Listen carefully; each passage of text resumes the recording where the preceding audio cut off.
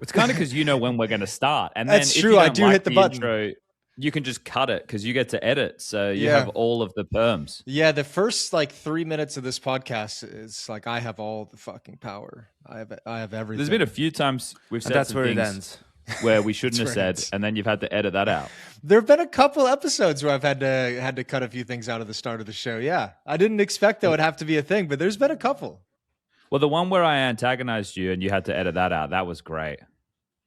Which one is that? That was a while ago. That was a while ago. I don't think I edited out the great. antagonization. I might. Yeah, you did. It wasn't possibly. it was But the it might- reaction to being antagonized. It wasn't you went. Oh yeah. Yes. Off. Yeah, I remember that one. Yeah, there's been a few of those moments. I appreciate those the most, really. But you've got the most supporters out of any Talking Counter member. Like, if sometimes I read the comments and I'm like, man, is Jason paying these guys to be like his biggest fan? Because it seems like they victimize you for yourself, even though you do it sometimes too. But then Yanko and I are like the villains. Did you know this, Yanko? We're like the nasty guys who are always having to go at Jason. Ain't I like the little kid that's trying to get into his parents' discussion? No, that's That everybody. one It just changes per week. Yeah, per week. It changes per week. Whoever responds first. Have you considered that maybe the situation is more of you portraying yourself as the bully constantly aiming for the victim, and that it's just being picked up by the viewers when they watch it happen in real time?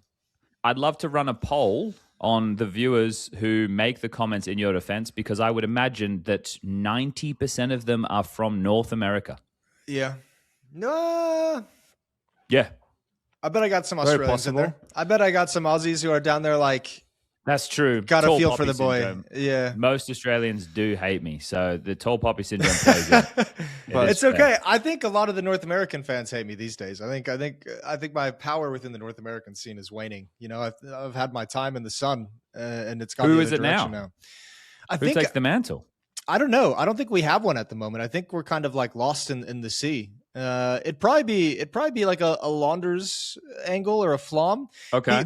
I think my continued support of the Team Liquid organization is dragging me down in the region. You know what I mean? Are you still supporting him now? In the sense that I want to see them succeed, because the organization I think is important to succeed.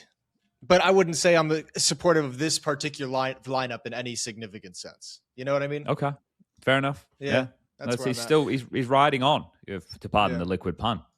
I am a bully though, but I think it's just I come off that way because I don't stay quiet when people say kind of dumb shit or something I disagree with.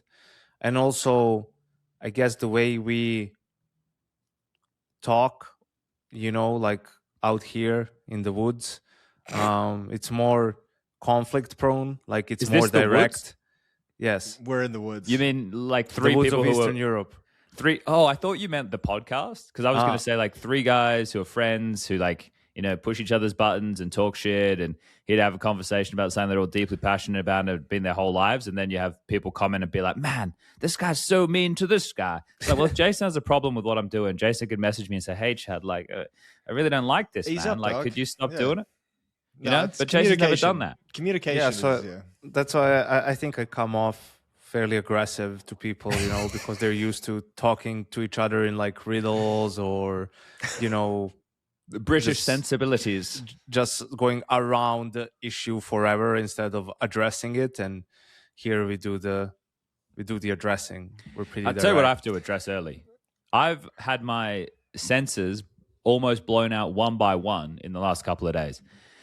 So I traveled home the other day, and then I woke up, first day back after Rio, and I think was that yesterday? Yeah, because I got home Tuesday. So yesterday was technically, So I woke up Wednesday morning, and I've had this happen a couple of times. I say in recent history, but this is probably over several years.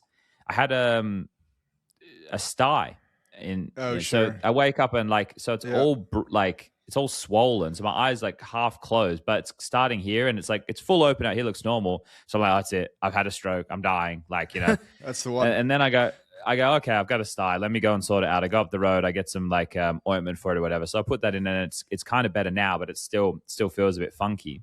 And then today I've got my new PC, my new rig and everything. And then I didn't bother reinstalling like the Synapse drivers and stuff for my headset and my mouse because it's like I don't know if I really need it. But I had this thing happen with my TeamSpeak where I was on TeamSpeak and the audio just created like the headset created the loudest possible noise that it can make in just like a white noise variation. So my ears are like sore now because I just had that blasted into my head because I don't know what the reason was, but when I tried to connect to TeamSpeak, as soon as I opened the application, even when I was reinstalling the application, something happened with the audio and just blew the headset out. So like I fucked my ears. So up next, I think tomorrow my nose isn't going to work. And then, I don't know, maybe I'll lose my taste. I'm not sure what comes next, but I feel like I'm slowly dying. Maybe this sty is like developing deep into your brain and there was actually no noise. It was just the sty extending into your audio receptive system of your brain. That could have happened. I got bitten by a mosquito today as well. That's on my hand. I'm just like, I didn't know Malta had mosquitoes. Shitloads of them, mate. Anywhere that's humid, close to the water. Yeah, that's fair. Yeah. Mosquitoes everywhere, mate. Just sounds like a Dr. House episode, Chad. Yeah, and it would be cool. But I don't know. I think it's all just, the eye thing. It's stress, the dirt and everything from the travel and the stress of flying out back from Brazil, and then the TeamSpeak issue is just Rush, isn't it? Like he's just playing with you, like he's just messing with you. He just did help blocked fix your it. IP or something, made it so that when you try to connect, it just blasts noise into your headset.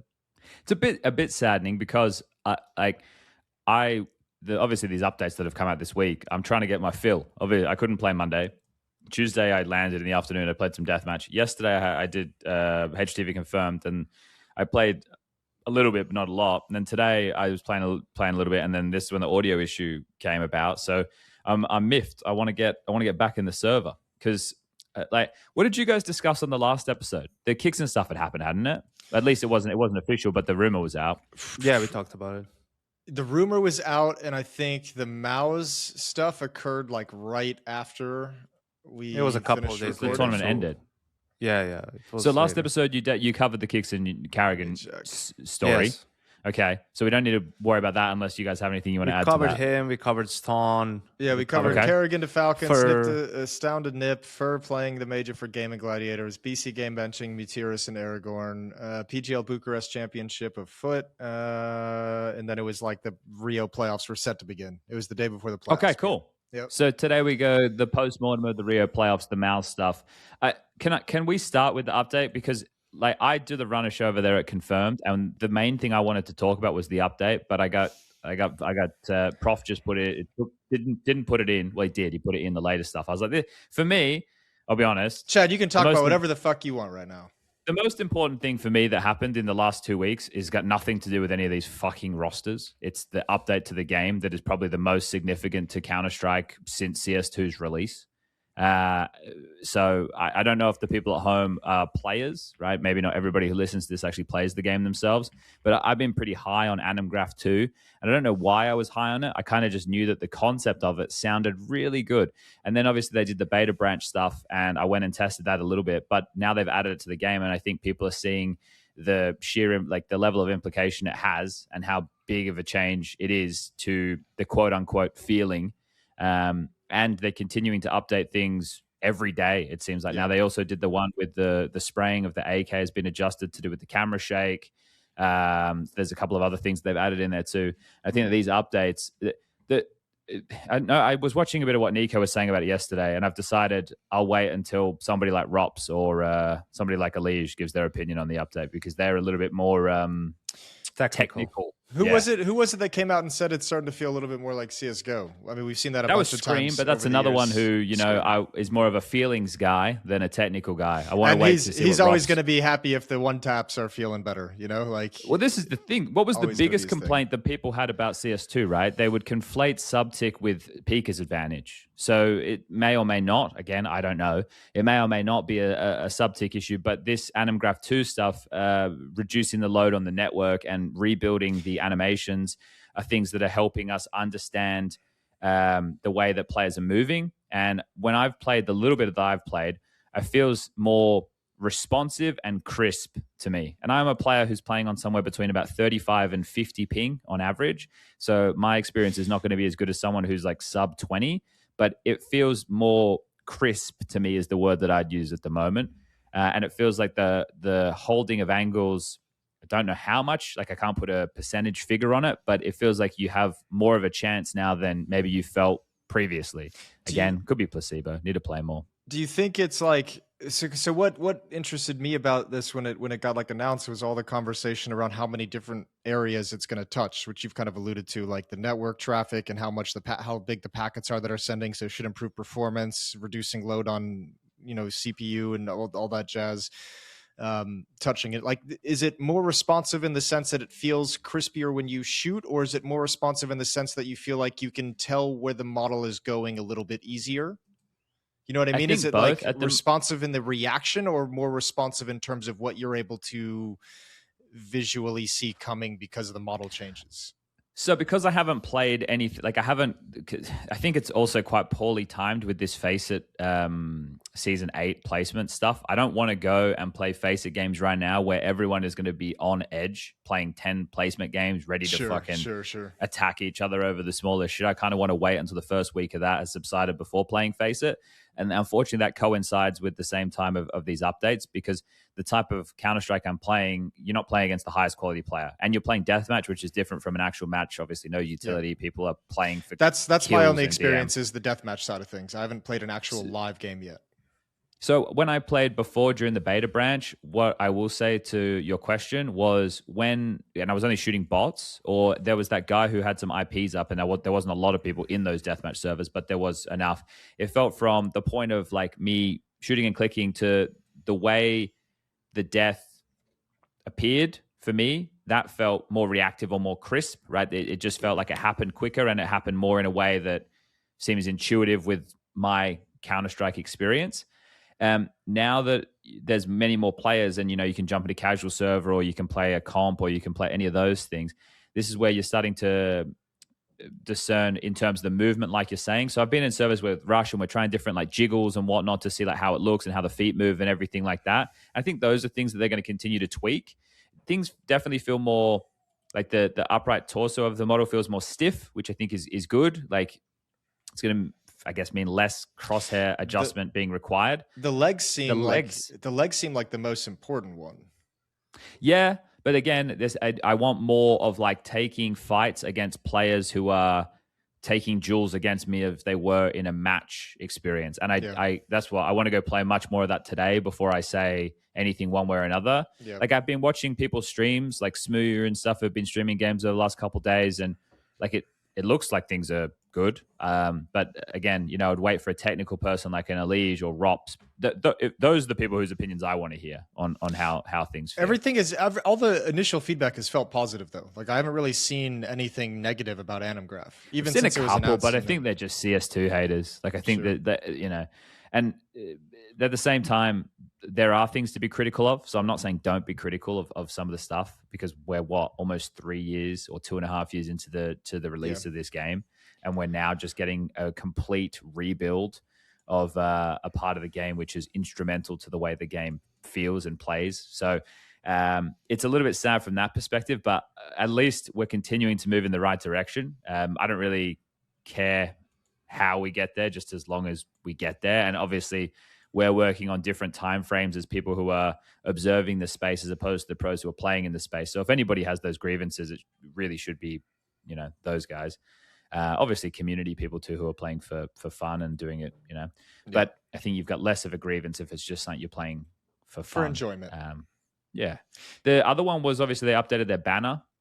They didn't say what they updated the banner to, but I'm pretty sure that's like T-Spawn on cash.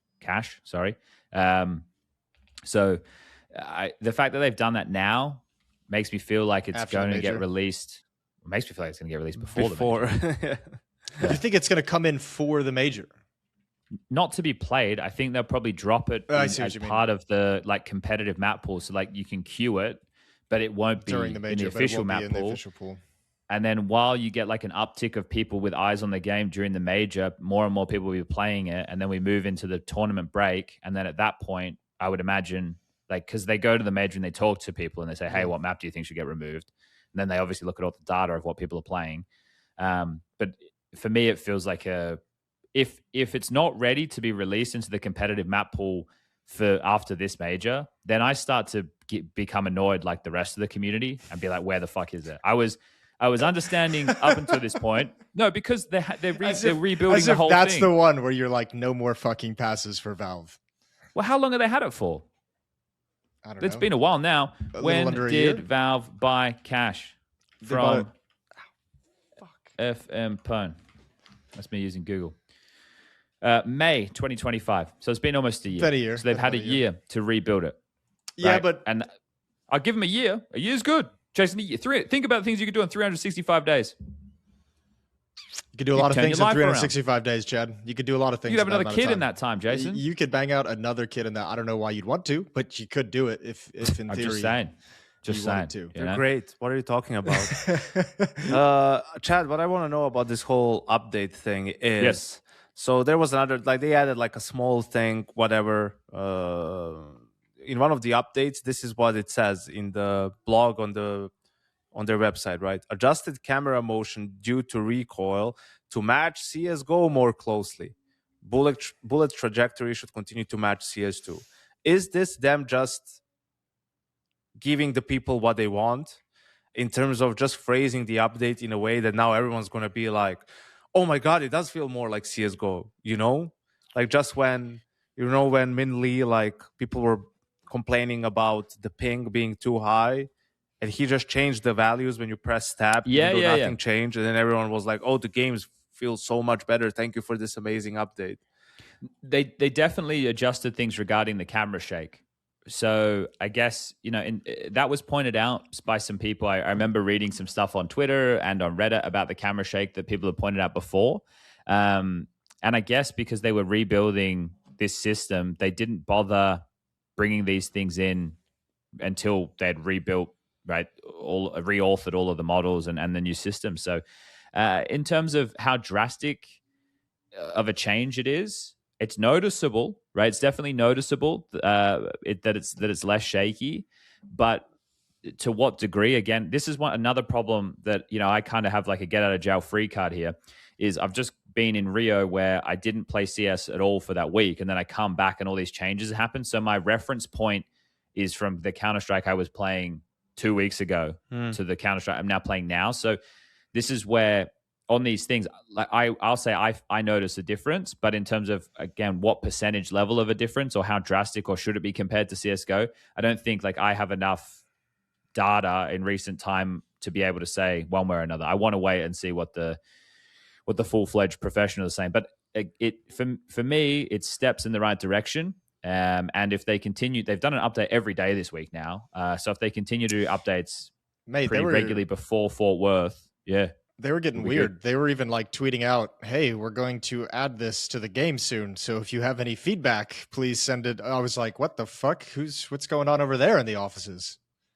Well, I think this is just such a big it's update. Good. I do too. I think it seems like such a core critical part of like the vision of what CS2, like this feels like it is like kind of going to complete sort of what they wanted to do with this subtick throughout all the struggles. This feels like the next evolution that brings it to the next stage for them. Yeah, and there's a reason it took so long, right? Is because to do something of this degree. But I think people just fall back on the idea of, well, it's a fucking $1 billion company, do things quicker. I mean, I think back to when we were out there before the launch, and Forrest noticed like the little fucking Michael Jackson movement before anyone else, and we went and sat with that guy for like 45 minutes, who was like his entire job was modeling the movement of the models inside the game, and just watched him tweak the settings there was less of a lean, less leg tilt, and just constantly changing values and seeing how it reacted. So that seemed like such like a fucking needle in a haystack. Like, let me find this one perfect value and just test it and just continually tweak. And keep in mind that now they've rebuilt that whole thing. They've rebuilt the whole engine he used to tweak those values. So it's a big deal that I think some people are liking it, some people aren't. Because I'm going to say that this is the thing that's starting to, it's creeping up on me again. It's just like all of these, you can never say anything on the internet that holistically covers all of your bases and everybody else's opinions. I guarantee it. You have like 4 or 5 guys in the comments of this video who are like, CS2 fucking sucks. Why are you defending it? Like, there will be that. You know, the game feels work. I guarantee you there will be that, regardless of like the common consensus. It's starting to do my head in a little bit, but that just means I need to put more of my energy elsewhere. That's what that keeps teaching me. Every time that creeps up, I just go, just go lift more weights, or just go for a longer walk, or take just go a step for a away swim. from the internet a little bit longer. Go down to the water. But that's the problem. I want to be in the weeds. I don't know about you guys. Maybe you're different from me, but I like being in the weeds. Like, I want to know the community sentiment. I wanted this and I wanted that. But then I'll fucking say something, and then the whole world just flips upside down. Like, guys, like, fuck me. Yeah, there's no chill sometimes. There's no chill, is there? Oh, I'm with you. I enjoy being in the weeds from time to time as well. You just have to pick and choose your fucking battles, you know? Pick and choose the moments, or the weeds. Yeah, that's You're more of a sativa guy, an indica guy. Do you want the hybrid? What are you after? A little bit of both. Stay out of the weeds. Fuck the weeds. Weeds are not good for you. Okay, sorry. I just wanted to talk about the game, because yesterday I had to talk about all the fucking Falcon stuff and the MOUZ stuff and the Fallen stuff, and it was a bit exhausting. I don't play as much these days, but I think it's a lot. I think also something that's a bit tough maybe for us to take into account is like there's a big percentage of the player base doesn't have like really good rigs. True. You know, so for them, some of the issues that we don't feel as much, especially you, Chad, since you play a ton. And you've always got the freshest shit. Like for them, they are exacerbated, right? Like something that's a tiny issue for you, for someone else, it's like probably more significant because their PC doesn't run as well, or they have to play on different settings because of their PC, and so on and so forth. So any update that helps with that, of course, it's great for everyone and to feel even more crisp on a good rig and everything. But if it helps people with lower end rigs get better performance, I mean, it's going to help to attract more players, right? Because a lot of the player base for Counter-Strike historically has been also, you know, Eastern Europe or maybe Brazil, some South America countries that, you know, are not as well off as Western Europe, Scandinavia, and North America, right? Or Australia for that matter. So being able to run the game on what's not the latest PC or something along those lines will go a long way to help attract more players and get people interested into CS. Locked in. That's a good point. That is something that, you're right, I do take for granted, because now in my older years, and I'm like, okay, I've got disposable income and I don't need to beg my parents for a PC anymore. I hope my grandma is, going to do it. I can just buy whatever the fuck I want, which is a really nice luxury. But I think there were performance upticks regarding this, which is nice. There's a bit of a conversation about armored aim punch, which I think existed before, but it wasn't visually displayed in the same way. So people are noticing it a little bit more than they are. Well, they're noticing it a lot more. There's another thing as well. I was talking to Rush about this earlier, and I saw Nico talking about it too. There's like some sticky nade stuff happening, like with the Molotov. It feels like you've thrown it, but you haven't thrown it. Like a little lag, like it stays in your hand like an extra half second. Yeah, I'm not sure the exact, like I Rush was talking about it. It's like it went through the whole thing and did the whole motion, but he didn't actually throw it. So I'm not sure. I don't know. I'll have to play around a bit more and see if I not recreate it, but see if I'm having that. Because again, even though I'm coming out and saying like all this positive stuff about the update, there are going to be things, there are going to be bugs, there are going to be things that are required. Like so I think it's a good thing. I think we're making headway. But yeah, there's still going to be problems, and hopefully, they're resolved, open to fixing them. So that's yeah. They're going to have to be Johnny on the spot in the lead up to the major, since they put this in the main game. So now it's like these next like month and a half, 2 months for them is like quick plug the gaps, take care of all the issues before the big event begins. So that there is a whole for them on Reddit. Like if people do have bugs or issues, like a mega thread, there's an Animgraph 2 bug/feedback mega thread that people can go into and post some stuff. So if you are having issues, I recommend you take your grievances there as opposed to the Talking Counter YouTube comments. It's probably more productive. Yeah. It definitely is more productive. That was me being facetious. Let's I saw this on HLTV confirmed. I don't know how much you guys talked about it, Chad, so you might be exhausted about this. This is the roster change. This is the Karrigan thing, just because I kind of caught onto this. I saw this like right before I went on when I took the dogs for a walk. So this is kind of what I was thinking about for like 20 minutes yesterday. None of the FaZe players have tweeted anything about Karrigan, because from what I understand, he left essentially without telling any of them. So so you're going to get into this, because I can't believe the rigmarole around this, right? Because I led into this by referencing stuff that I had seen on Reddit and HLTV, right? There was a whole Reddit thread regarding the lack of tweets and stuff. So the reason I'm amazing. Well, like first of all, do I care about that? No, I don't, right?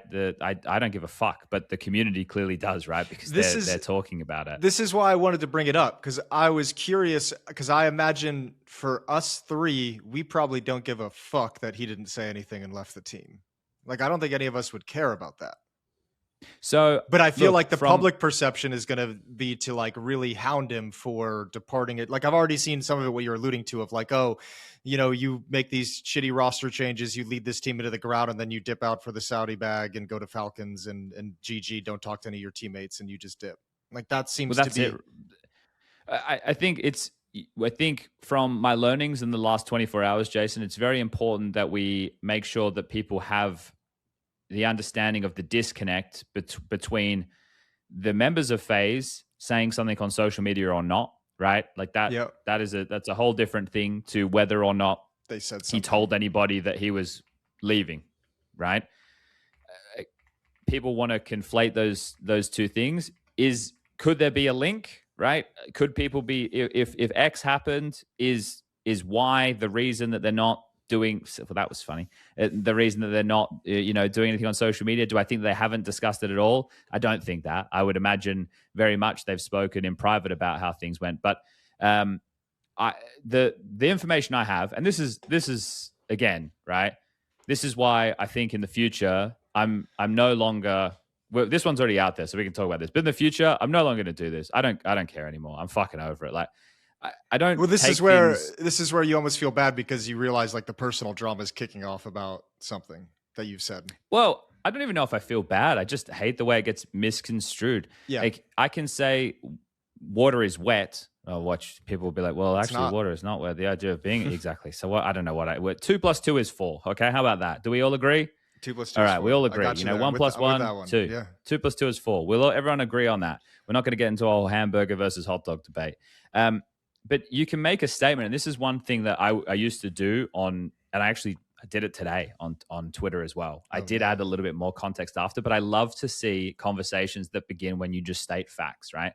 So today I just did a tweet. I took the first 5 events of the last 3 seasons to see how many times the newest addition to the map pool was played since its introduction, or in some cases reintroduction. And I just posted the screenshots of it, right? And it points out that they are firmly the newest additions, the lowest played maps.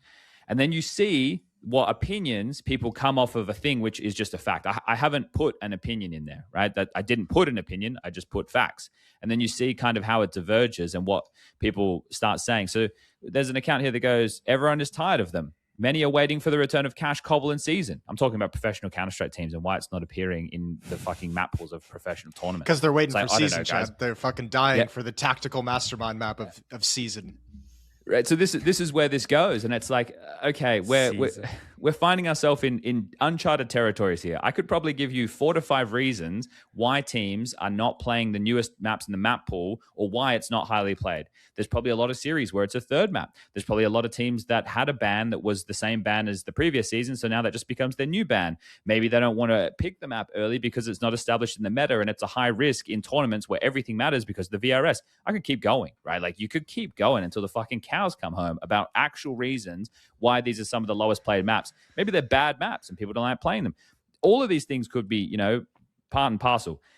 Anyway, I'm getting way off course here. We're in the rough. We're in the rough right now. I've just, we're not even where we started. Steer the ship back to Karrigan. Go. Back to the light. What I was told, right? And again, I wouldn't say it if it wasn't a relatively good source. So it's a relatively good source. It was a relatively good source who brought the Aurora stuff to me, but I have since then spoken to better sources than that source, and those sources have said those are not players that we were considering, or not all of those players, but we are considering international, this, that, and the other. But you're maybe a little bit off on some of these names. So okay, I now have new information. The source that I got the information of, Karrigan didn't tell anybody that he was leaving. So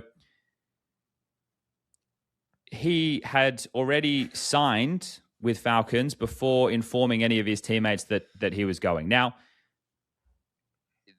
okay, I can already, again, think of multiple reasons why he would do that. One, okay, he's made up his mind and he doesn't want to stay. And if he brings it to his teammates, it might cause like unnecessary drama, or them like trying to lengthen out these conversations, or maybe they'll do something that could jeopardize this move. Maybe he tells them and then the move gets leaked and it ends up, and then the move doesn't end up happening. There's a lot of things. Yeah. So is it, well, I'm not saying that this is bothering you but so does anyone think he should have like consulted his teammates before making the decision? I think that's a public sentiment, right? That's why people That's crazy. Like, but that's why people are calling him like a rat or whatever, right? Like that's where, or a snake, or that's where this angle comes from, is that people think, okay, well, he owes this to his teammates to do this. Now, I'm just stating the fact of what I heard. This is why I brought it up. Because this is exactly the perspective I expect us to have counter to the community, is like, there is that angle from the public side where it's like, he doesn't even have the basic decency and respect to say anything to his teammates before making this deal and leaving the team. But from our perspective, it's like that. I mean, first of all, that probably fucking happened in a way that we just didn't see it. Two, this is what I thought about when I'd seen this initially. I went on this walk. Was my perspective was, I don't know if you guys saw the FaZe, I guess, quote unquote, documentary or vlog they just released of those last few events of them, like their events where they were failed. Like, bro, that didn't team they release it yesterday? Yeah, yesterday or the day before. That team was so fucking broken by the tail end of this run.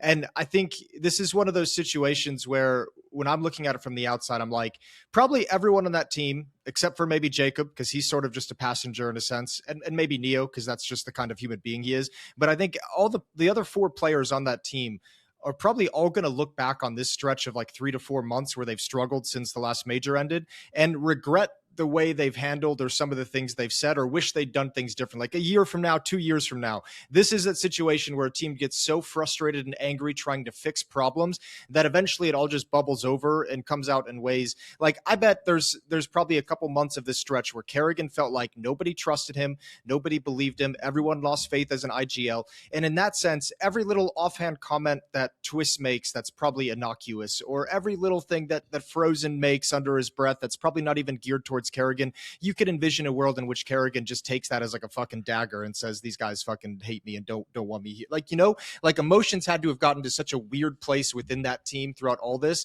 that I think it makes sense if Karrigan just says, fuck it, I'm signing this contract, I'm out. And then maybe a year from now, he's like, man, I wish I would have said something earlier. Or Twist is like, man, I wish I would have had this conversation a little bit. Like, everyone is going to regret some action during this stretch. So for me to... Aren't we critiquing FaZe overall, though, Jason? Like, as a mismanaged org over the last, like, wow, you could go back to the ROPS thing. So it's like, are we trying to have our cake and eat it? Yeah, I don't know. Because this FaZe thing, we've been talking about this for like a year. We're like, I feel like a year ago, we were just like, guys, who knows when it's going to be, but the fucking end of the road is coming, and it's going to be fucking ugly. And the longer they went without making a change, without addressing some of these issues that were clearly popping up, it was like, this end is always going to be ugly. Like, it just got to a point where you knew the only way this roster was going to end was in some disappointing explosion of a blow up, of a failure. And that's just what happened. We just got to that. And that's kind of simmered out. And that's the best case scenario. Yeah. Because then it's like a disaster so big happens that you're going to have to rebuild from the ground up almost. And that's what they have to do, really, in a way. I think it's just this notion that Karrigan should have like talked to his teammates before making a decision is absolutely ridiculous. Like, you need to look out for your own best interests. Now, of course, if you can do that without being a dick to your teammates in a way, I mean, that's a bonus. But also, once he made the decision, should he have notified them and just said, guys, I want to let you know I've received an offer from the blah, blah, blah, blah, blah. FaZe has agreed to sell me. I've agreed to play for them, and then whatever the rest of the speech needs to be, he should say it. But I think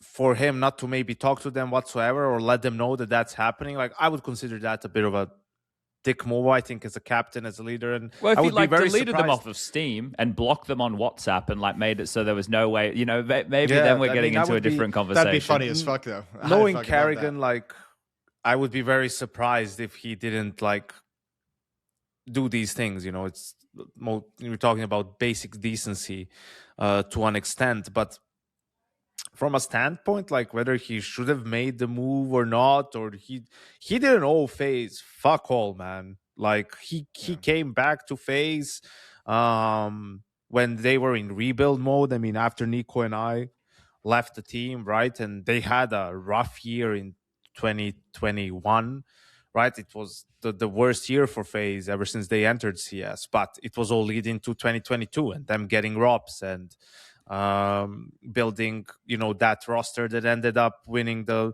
major and the Grand Slam, and Cato and Cologne in that Grand Slam, right? Which was the best year of FaZe Clan ever.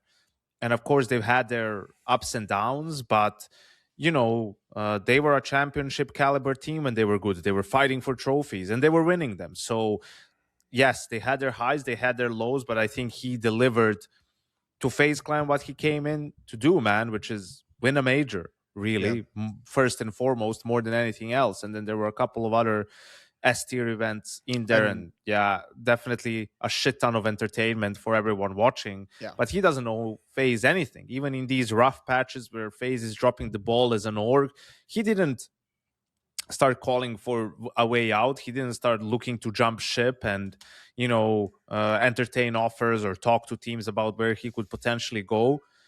So he's giving it his all to FaZe Clan, and you know, he's 36 years old, man. Like, this is his last team, Falcons. At least I feel like it. Like, I this think is so too. I this think is it the has last to be. team Karrigan is playing for, and I think. Did Nico tell you how long he signed for? No, I don't know. Because But that's interesting. That question actually to me. would be a really interesting question. But I don't. I mean, I know that it's not just for the major, right? Sure. Like, no, but let's say it's a year. Yeah. I said yesterday, I don't think you could justify signing him on for more than a year unless you had planned on using him as a coach in the future. You'd sign him on for Yeah, like I until think the end that- of 2027. Listen, right? I think it doesn't matter Yeah. how long he signed for, right? Like, I think what matters is, you know, we see the Falcons, like they're going to keep making changes until they can get to where they want to be, right? And now they think the change that they needed was replace the IGL. And if they get there with Karrigan, I mean, Classic Nico move. They won't be replacing him while they're, you know, the best team or they're fighting for trophies, right? And everything is working. Like, then there's no need to replace him. But if things aren't working out, I guess, you know, again, they'll look at which area of the team is lacking. What do they need to do? We didn't get your perspective on this, Chad. Do you like this move from a Counter-Strike POV? I know, like, Yanko and I were super... A Counter-Strike POV? Well, Yanko and I were pumped about it for obviously a lot of the reasons, but like the storyline reasons of Nico and Karrigan reuniting after the Boston major is obviously really cool. That's a fun angle. That relationship is obviously a fun angle. But just for the Counter-Strike that's going to be played, are you excited about this? I prefer.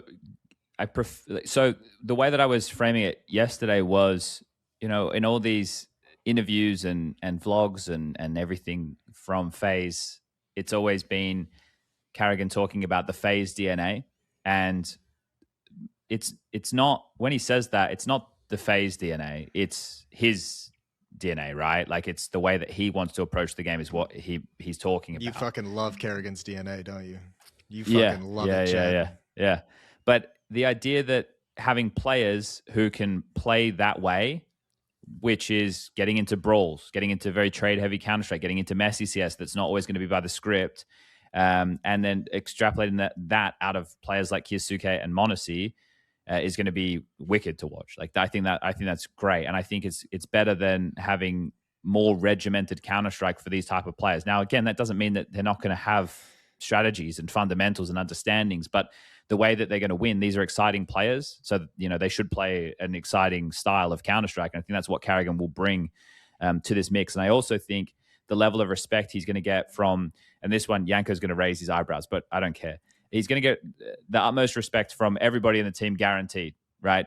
Bar Nico, because, right, they already have had their play time together, right? It's not that Nico's not going to respect him. It's just that these other guys, that's all they're going to do, right? Dude, I said this, Chad, after, in some other topic, Robsby Nico. I think he's going to have a shit ton of, and he already has a ton of respect for Karrigan after playing with Hooksy and Nexa and Snacks. He won his most trophies with Hooksy, so...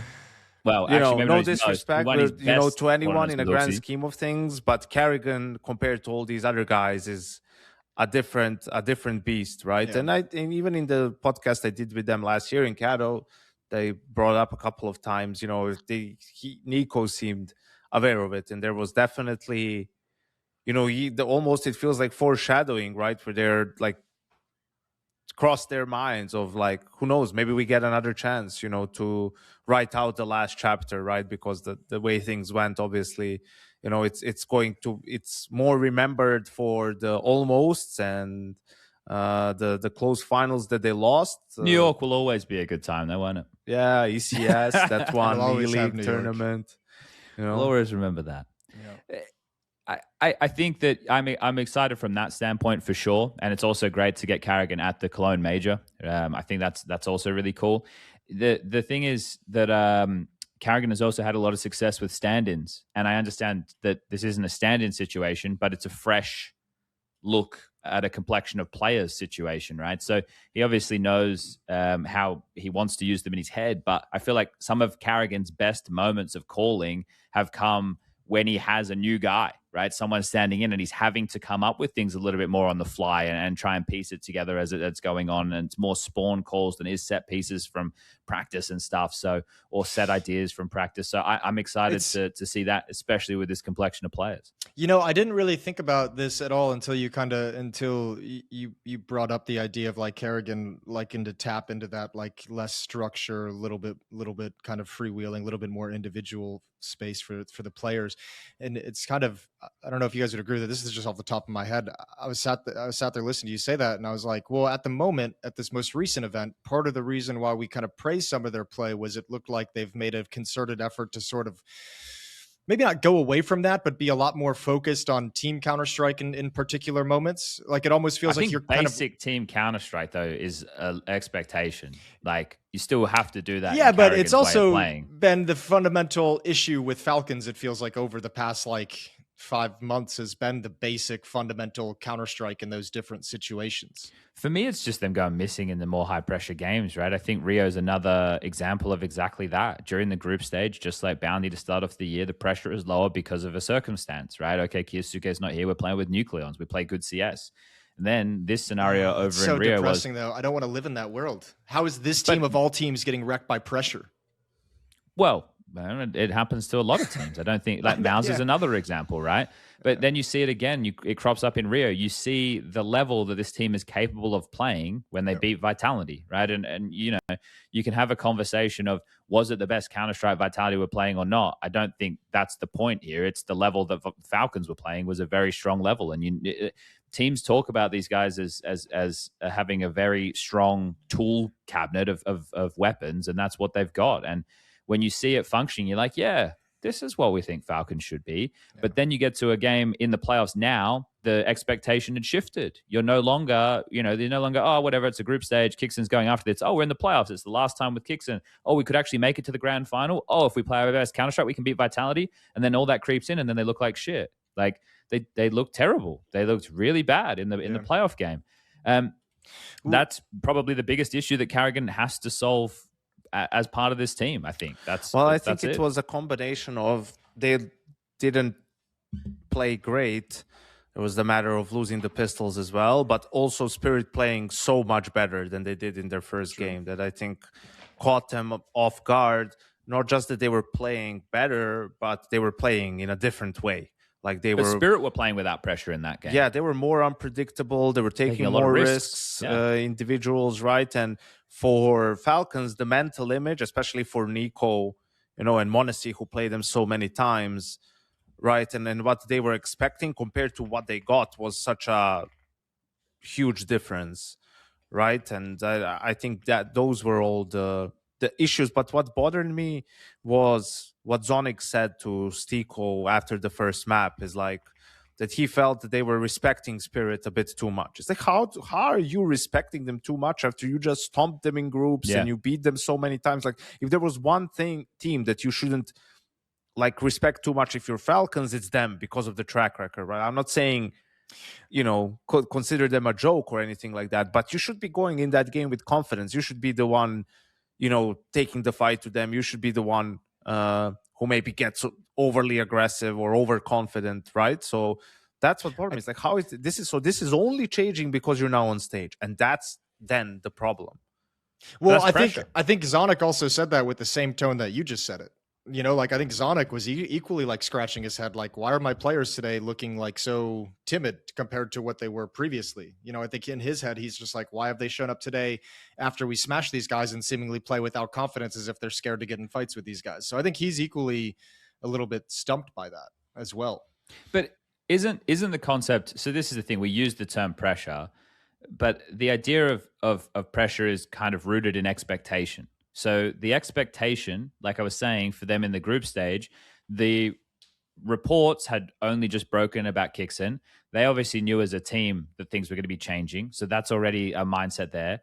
And I understand once I get to the end of what I'm saying, it's going to be, well, it shouldn't be like that. But right, this is it. Like, to be able to deal with people's mental, this is the hard part, right? So the expectation is, well, it doesn't really matter what happens at this event. Obviously, you don't want to bomb out and go 0-2, but it doesn't really matter at the end of the day, because things will be different in the future.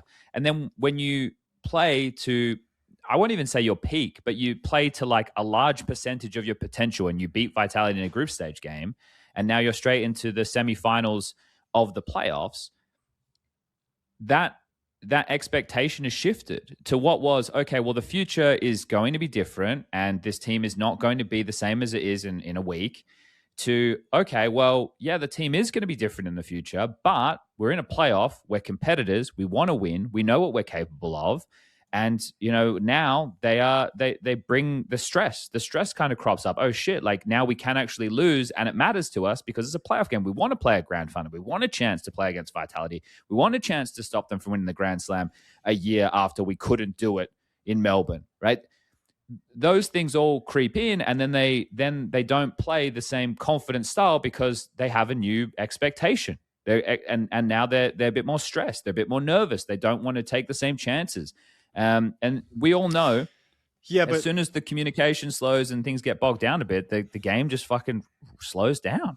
Yeah, I'm with you. I just don't have nearly enough patience to give Falcons a pass for sucking at dealing with pressure versus like a Foot. You know, like, where the conversation about pressure of them early on in their first stages is like, can they match it? Or any other new team that pops up. But for a team that has Nico, who's been playing in grand finals of majors, for Nico and m0NESY winning Cologne and Katowice, winning trophies on the biggest stage, Tess's, who is playing in the, you know, heroic when they were a top 3 team in the world, playing on the biggest major stage, like Zonic, the winningest coach of all time. Like, I don't care. Like I don't care anymore. Well, like, you m0NESY shouldn't. still played very well, I think. Yeah, I think m0NESY still played well. I think it was maybe not very well. Or maybe, I don't know. He played great. Yeah, this year probably. Yeah, I just meant that game specifically, though. Right. That stage match. I'm just trying to remember. He was good. I think he played the best. He was slow, the best, but then he was good. So, you know, I think that he wasn't impacted by it in the same way, but it's a lot of the other names, and then maybe you know, it's all speculation. But yeah, I know you're saying you don't want to, you know, be giving them a pass with that, but what else do you put it down to? Because it is a common thread. When the pressure is alleviated, they play better. I think there's obviously an element of pressure, but I would put more onto it with, I go back to where I point towards those like fundamental basic Counter-Strike issues. Like, a team that's lost this many 4-on-2s and 5-on-2s over the past 6 months is just like, you guys are just brain dead at the most critical moments. That's not pressure. But that's why they lose 13-11, not 13-7 and 13-4. I'm not saying they're bad. I'm just saying it's embarrassing that they can't fix this particular issue. And that's where it was interesting, because this last event, they were better in those scenarios, and they did look better in post plants. And it felt like they were kind of lining up to play better in those situations. So see them crack under pressure going into the playoffs when it felt like there were strides gained in other areas. Yeah, I guess I'm just eternally disappointed in the style that semifinal loss was for Falcons. I'm not saying they're bad. I'm not saying that they're going to be bad into the future. I'm just like, I don't give this team a pass for pressure. Like, if you're struggling with pressure, it's your own fucking fault. And like, I'm going to criticize you as if it is. Well, that's on leadership, and they've addressed it. So we'll see if that changes moving forward, right?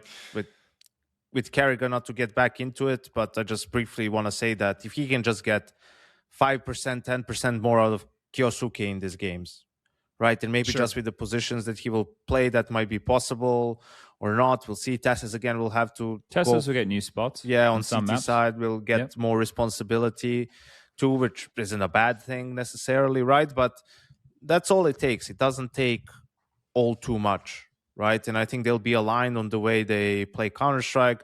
I think I wonder about your thoughts, Chad, but I don't think when you watched FaZe play that they were behind the meta or that what they were trying to do on the map as a team was like really bad. You know, I think it mostly came down to execution, post-plan. Not enough skill to put them in the positions to win the rounds. There just wasn't enough player for player across the team. So that's obviously not going to be an issue in Falcons at the very least. So we'll see. There's a lot to like in that department. But that's why I also, when I was at the broadcast, it's like, yeah, I know Falcons, but that's not the problem. Like, the group stages weren't the problem. Like, y'all are getting way too excited before they play the game in the playoffs, right? And it's so funny that they ended up winning the third place decider too in the end.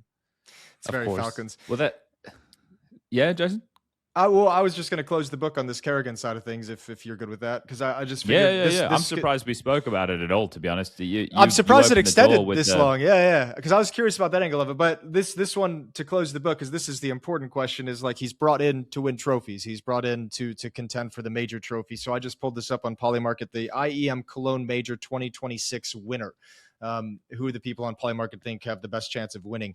Vitality obviously is going to be up at the top with 56%. That's only gone up as they've got on. But I wanted to check out the Falcons one, sitting at 11% right now as I look on it. But on April 20th, when Karrigan was officially announced on the signing, it shot up to 14%. So the Karrigan effect, 3% increase. It's gone back down. Are they the second team behind Vitality? Or is there... Yes, it's Vitality, Falcons, Spirit 9%, Navi 6%, Furia 4%, Paravision, Foot, Mongols, MOUZ, G2, blah, blah, blah, blah, blah.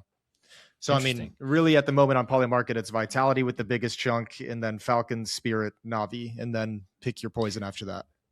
So I guess this kind of puts us in a scenario where you can assess the field after Rio and then look at what's coming up next, right? We've got Rivals in 7 days. Yep. You've got Astana in 16. You've got Atlanta in 18. You've got CAC in 27. And then Stage 1 kicks off. So I think that all of those names that you mentioned, we'll get different opportunities to see more of the growth. The Falcons one, I guess, is the faith of what Karrigan can offer to a team like this as a leader. And I understand it. I can even get behind it, right? I can get on board with it. So that's like...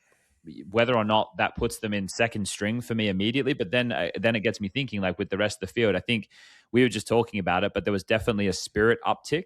But is that consistent?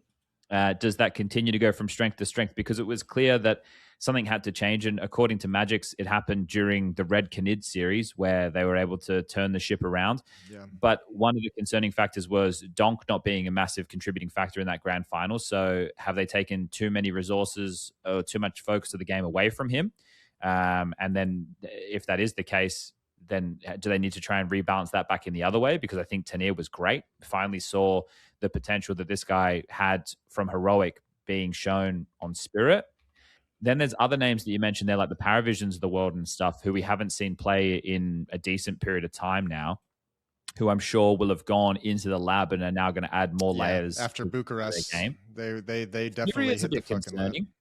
Yeah. Furia is a bit concerning. Molodoi going missing in some of these big games now, it has to start being a conversation, I think. What's So what's the general vibe yeah. on them from everyone here? Because I remember, Chad, when you and I did the episode together, we did the game, we did Moses's malpractice, and for Fury, I said they probably needed I feel like they're not going to get back to where we saw them last year, and that they'd probably need 2 changes. At the time, I obviously didn't know Fallen was about to announce his retirement, although that's always been hovering in the wings. But I guess tying into that retirement announcement, is anyone positive on the Fury outlook for the rest of the year? I'm concerned this is leading into Does a it deeper hamper them slide. more, do you think? Is that why you're bringing this up? You think the Fallen announcement hampers them more, or does it help them more? I think it's I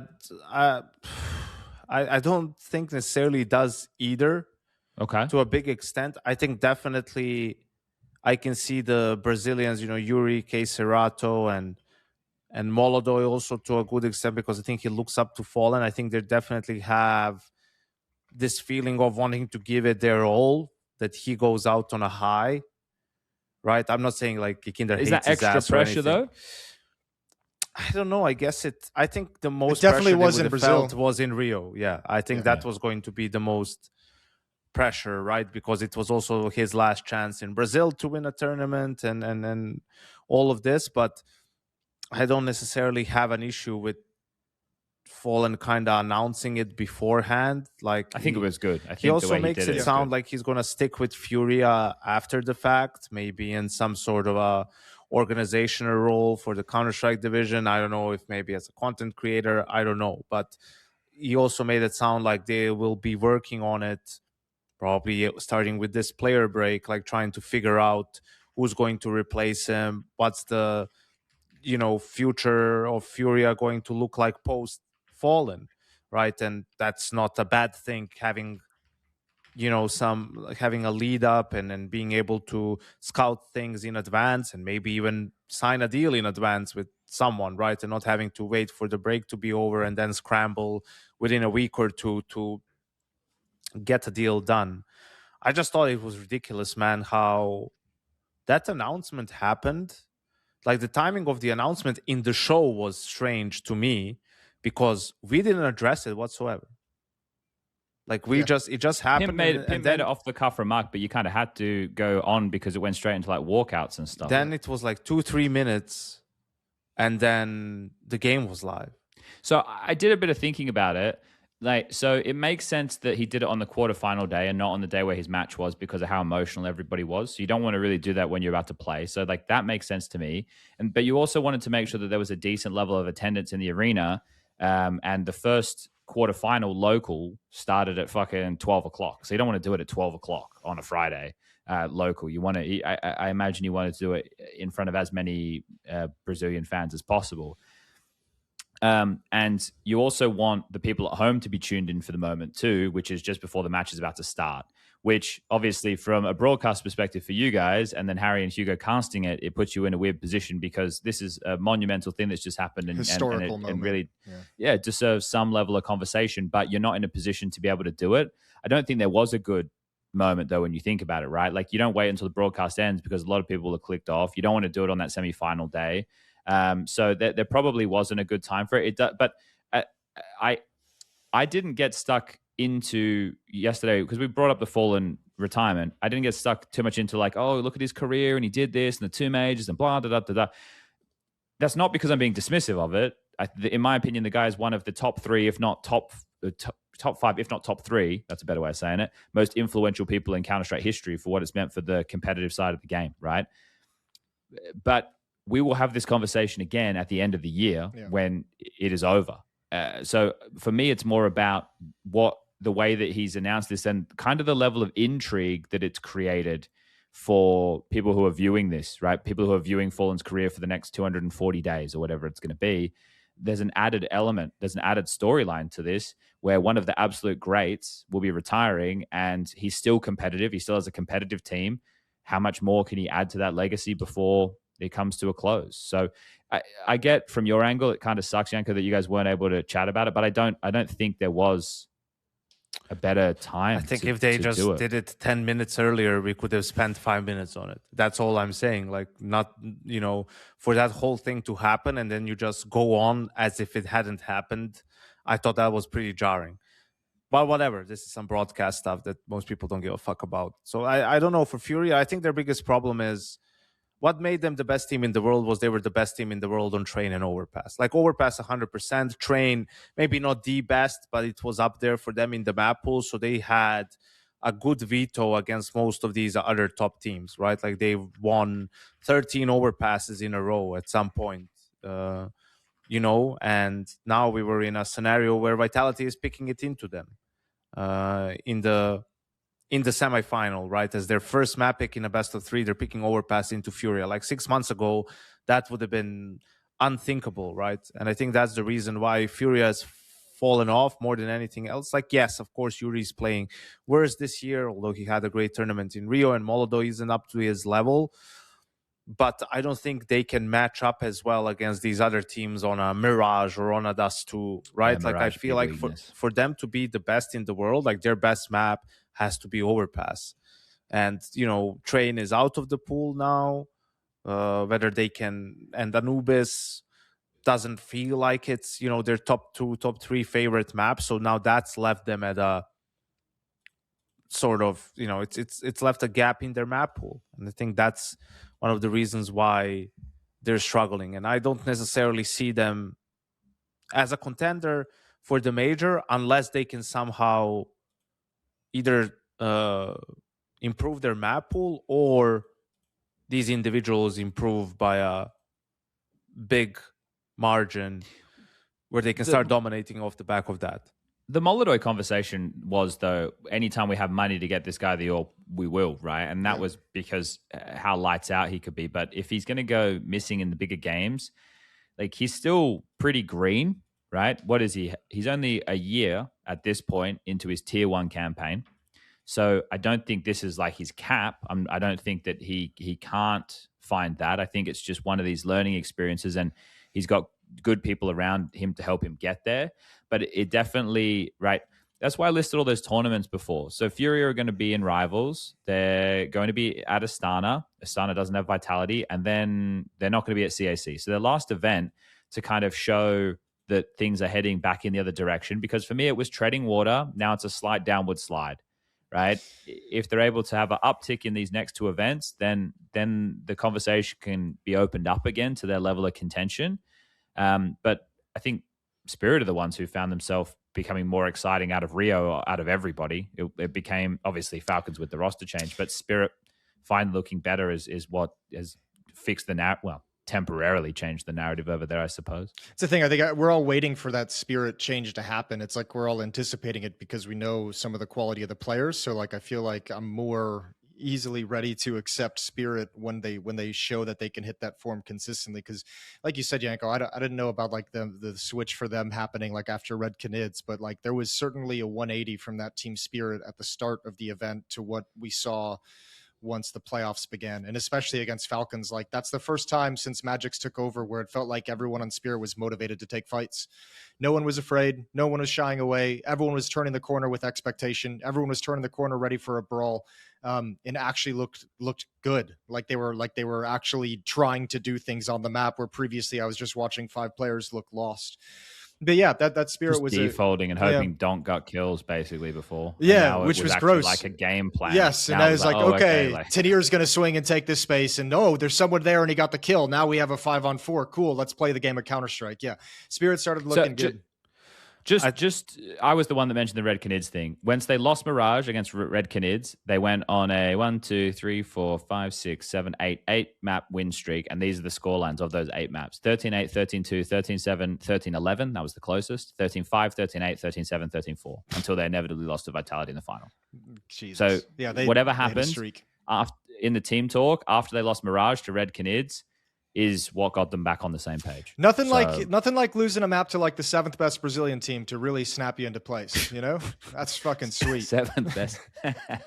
Yeah, I think just to end on the Molodov thing, problem is also what, as you pointed out, Chad, he's still young, only a year into his tier 1 career. Like, how will such a bad playoff performance impact his confidence moving forward? Because Of course, every player needs it, but his style really is reliant on it. Sometimes the re-peaks and everything, and how aggressive he is with the ops, some of the combat topping, all of that stuff.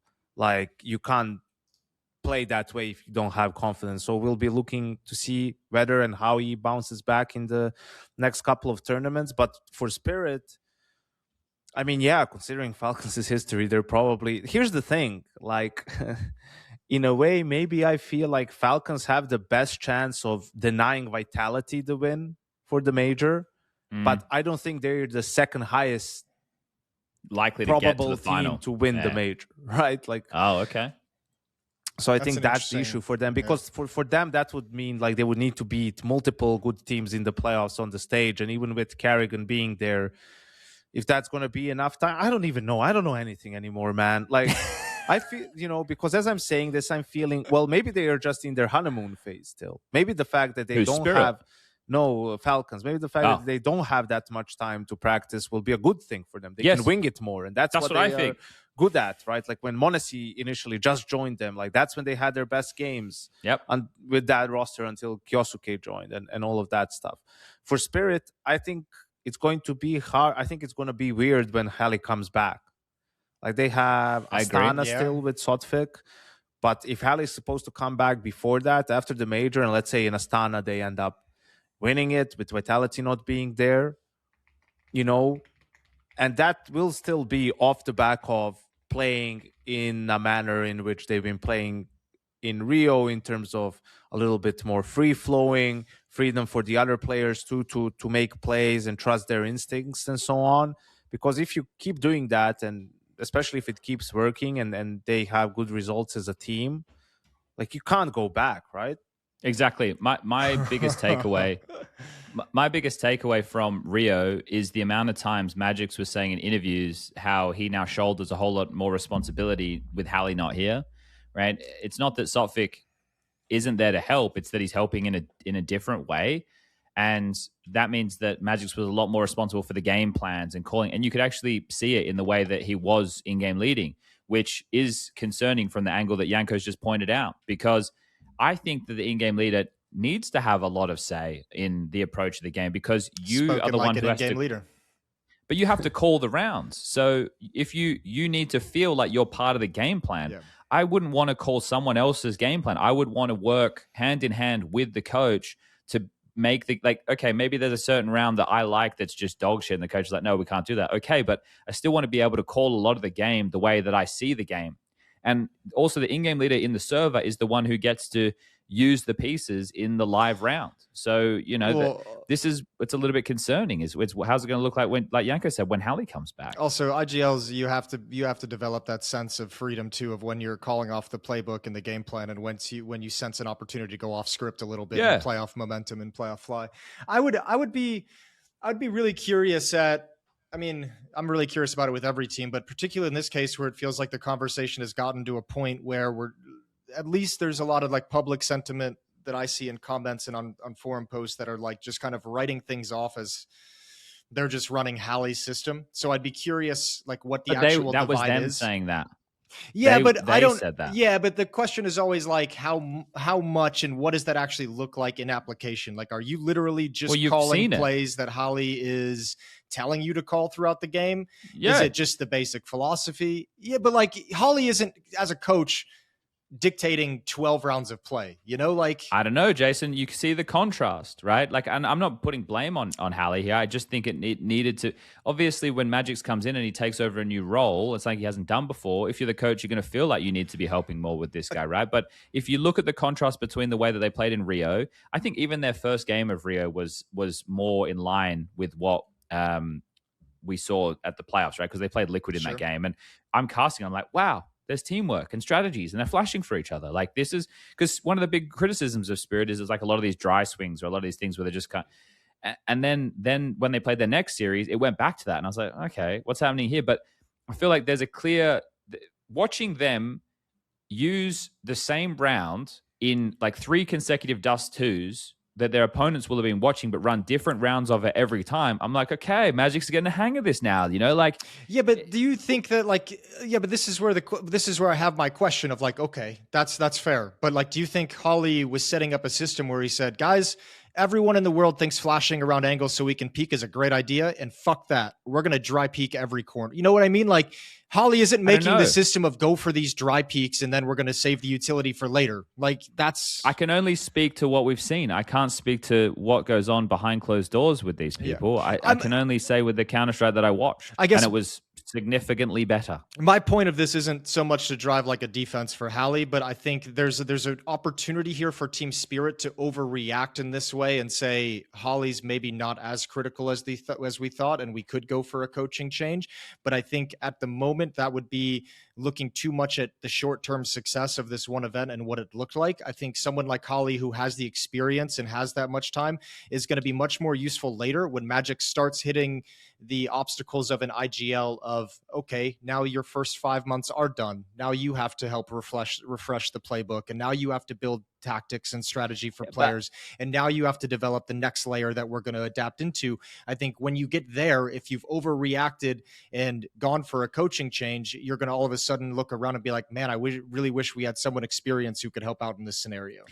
But I don't think it's the point of they're going to get rid of Hallie. I think, to what Yanko said, Hallie's going to come back after Astana before the major. But let's say that you find an uptick of success that you haven't had throughout the rest of the season without Hallie there. Then there obviously are learnings for not only Magic's, but also for Hallie. Yes. In, okay, well, while I was away, obviously there was something here that these guys responded to positively that saw an uptick. Yep. That I don't think it's like, oh, let's just, throw the baby out with the bathwater and get rid of Hallie now and Sotvik's a better coach. I think it's whatever was enabled by Hallie not being there and Sotvik being there is something that needs to be identified, and it needs to be looked at. Okay, is this, like you're saying, just a potential temporary uptick and then they'll need Hallie in the future? Probably, right? I think that you would have to keep that as a consideration. But it would be very risky if they have a good Astana after a positive looking Rio to then Hallie to come back in and say, no, listen, guys, we're doing it my way again, right? Like, Magic's, I know that you just took over all this responsibility while I wasn't here, but listen, little guy, get fucked. The boss man's here.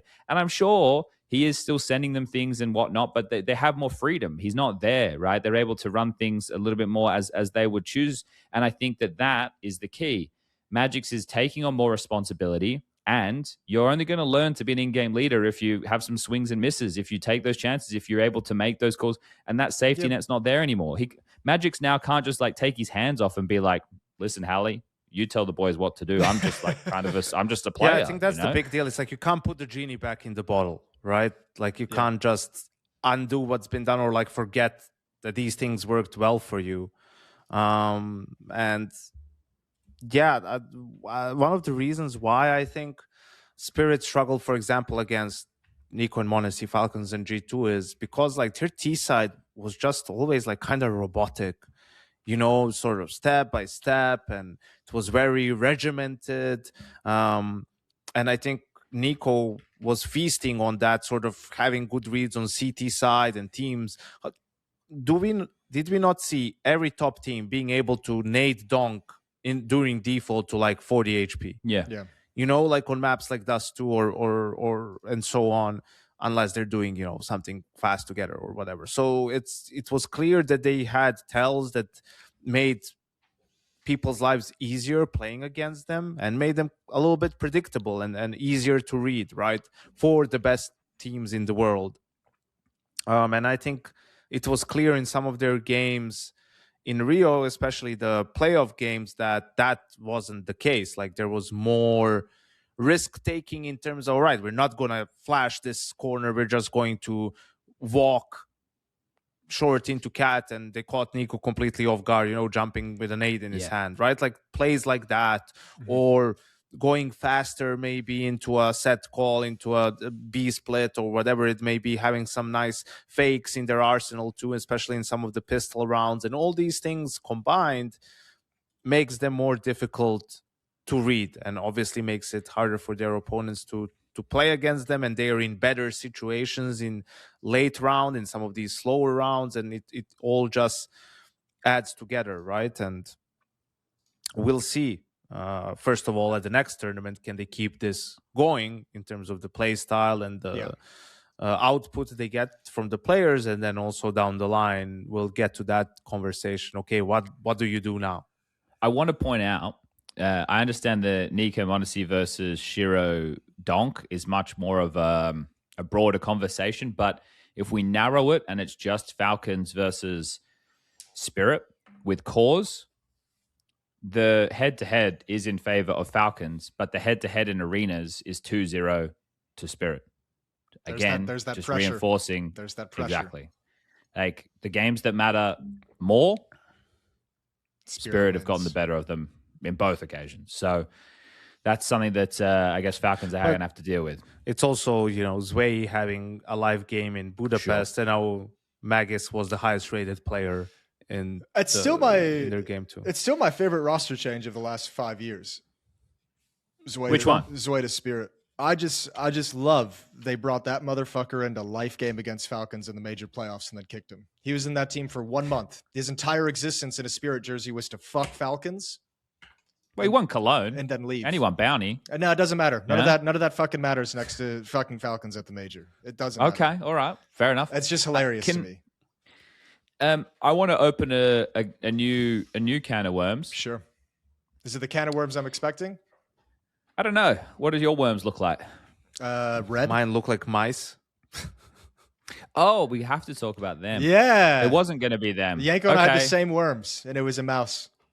All right, we can do those worms, but there is another worm that I want to talk about before we end. But we'll do that worm last, I guess. That's fine. We can do it now if you're at risk of forgetting. Do it now. I'm not at risk of forgetting. Okay. It's a big topic. Worm. Open it. All right, here we go. Gentlemen, and pick your order here, because this conversation is it's a big one. This section's called Chad's Worms. In your opinions, are Vitality the greatest team of all time? Yes. Not even a question anymore at this point. Okay, before we get into it, let's hear what Yanko has to say. No. Ooh. Okay. So no, this is fine. This is good. So here's for me, I think they're the greatest team of all time. But that's not the point here. The point is that there's still a debate, right? And obviously Yanko just said no. Jason, you said yes. I said yes. This debate also persists online. Nico said some stuff about it while he was streaming yesterday. There's conversations that get had on Twitter, Reddit, the forums, etc. The different people have different opinions on this. What I want to ask is the follow-up to this is, Yanko, because you said no, what would it take, in your opinion, for Vitality to be the undisputed, so the end of the debate, greatest team of all time? What achievements would they have to get? I'm going to get some water. I'm listening. To end that conversation? I think honestly it's just one more major, just the Cologne major, right? Because to make it not being a debate anymore, right? I think obviously you can already make a super strong case for Vitality. I mean, my position where you would still lean to Astralis is the weaker one. I'm aware of that, but I am looking at the biggest, most important events, right? That has the most value, and those are the majors.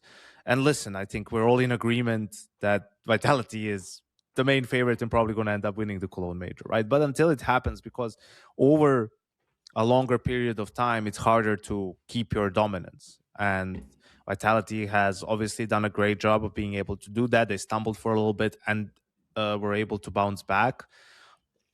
But in Astralis' case, winning 3 majors, back to back consecutive, yeah, I think that's rather impressive. And they were able to do it also when they weren't considered the main favorite, like in Berlin potentially, when it was looking like it's going to be Liquids and whatnot. So yeah, for me to not even debate it in Vitality's favor, if they win the Cologne major, then I'm at that point. Yeah, okay. Because that, for me, like I said, I already think they are the greatest team of all time, but I also feel the same. that if they win this major, then as far as majors are concerned, once you go on paper and we start there, because that's the main metric we measure the best Counter-Strike teams in the world by is majors. So if they're able to convert it in Cologne, they're tied up in that regard. You've also got similarities there with the more of like the stretch of the dynasty. They would have 4 because of Paris, obviously not with the exact same roster by any means, but still so there's a lot of factors that play into it. But yeah, I think that the conclusion of the conversation is in Cologne, right? That's why when they won the second Grand Slam, it's obviously a crazy achievement. And in the fashion that they've been doing it, right? Rio was a little bit closer than what Rotterdam was. They lost the game. But in the fashion that they're playing, they're such a dominant force out there. And the thing is, they're not a lazy team by any stretch of the imagination. The type of stuff that they're bringing to every game, there's always something new in every match that they play. The right? overpass boost they had specifically for Red Canids was like, you guys created a boost for Red Canids? Yeah, right. Fucking seriously? There's stuff like you're seeing you're seeing these a lot more too though, but like there's simple stuff like there's one. Okay, so Imma in window on Mirage, he's going to take the timing when the smokes are pluming top cat and window, and he's going to spam his M4 through. So Apex goes up to the trash bag, top mid T side, has a lineup. As soon as Imma starts spamming, Apex strafes out with his crosshair already in the perfect position and just wrecks Imma. Like it's like all these little things. And I know these aren't new things, but they're like, oh, we're ahead, but we're always going to continue to push so no one can catch us, which is the thing that makes them, in my mind, so great. And I don't know what it is, but a lot of people get bored, and I'm not. I don't fall into that camp, and I guess I struggle to understand it from a viewer perspective. But I really like watching the greatness continue to unfold and have the question of, well, when is this going to end? Like we're alive witnessing this happen. To me, that's really cool. Like I like seeing this and how long it can perpetuate, and how many different things can they achieve, how many records can they break, how long can this go, and how many trophies, how many MVPs for 31 MVPs for ZywOo. I like listening to the messaging. I brought this up a couple episodes ago, but I like listening to constantly the next goal coming up, and I like hearing when these players give interviews. You can tell that they have actually all gotten on the same page. Like when Flames is out giving that interview, he's like, the next thing is exactly this question right here. The next thing is we want to leave no doubt that we're the best. It's not enough to be the best. We want to make sure that there's no fucking debate. We want to make sure next podcast Yanko comes on and says, yep, Vitality's the fucking greatest, hands down. I think that's super cool. They just need to do the major. Yeah, I think it's super cool the way they just keep elevating to the next thing that they have to win. But I'm also like, that thing is what, like, it's one of the luxuries team gets. And I think it's one of the frustrating things of being a team chasing the top dog is like, you're chasing them on like a team scale and team meta strategically, how they're playing the map, how they're approaching the maps. And they've already maximized in that area over the other squads. So they've like gone the other direction. Now they're just like, we're just going to add in these new little tricks to just fuck with one player at a time. Like that's how we're going to be a nuisance, is like, we have this shit down. You guys are chasing us in this aspect. We're going to look at this aspect, and we're just going to take a player away from you here and there. We're going to find this little boost. We're going to find this little lineup, and those tricks are going to annoy you guys to no end. And that way you'll never be able to catch up with us. Because you're now trying to fix the team Counter-Strike, and we're just attacking you at an individual. We're playing a different game now. Yeah, but I want to ask you in regards to something you said, Chad, about like it doesn't bother you that some people think it's boring, you like it. But do you think bothers me that people think it's boring? Yeah, but do you think though that this dominance from Vitality is good or bad for CS? I did see that question. Was that from the Discord? I think so. Yeah, that's a good question. I think it's an interesting question. When I read it, I didn't actually give much thought to, is it good or bad for Counter-Strike? Because I'm always maybe I'm a rose-tinted glasses guy when I look at Counter-Strike holistically. I think we're in a really, really good spot with the game, like overall. Whether that be the updates we've just received, or whether that be the structure of the competitive environment of these new little additions we're getting to majors, stage 3 being all best of 3s, or how ESL are going to only do 18 playoff events next year, or how they're all going to be in the arenas. Now PGL's back in the mix. So to ask, is Vitality's dominance good or bad for Counter-Strike? I think it's good for elevating the other teams, right? Because either one of them is eventually going to be able to step up to the plate and be a consistent threat or dethrone them, or Vitality are going to fizzle out for whatever reason. Apex says, I'm done now, and he just quits, or whatever happens. And then regardless, people have still been trying to elevate themselves in pursuit of their greatness. So all the roster changes or the way that teams are trying to change strategically seem like it's pushing the game and continuing to raise the ceiling. But I don't know. I think it's great for Counter-Strike. I mean, look at it this way. Obviously. Great, that's a strong statement. Well, you have a team who's obviously dominating, but I think in this game, I think it's always a positive when you can see a team.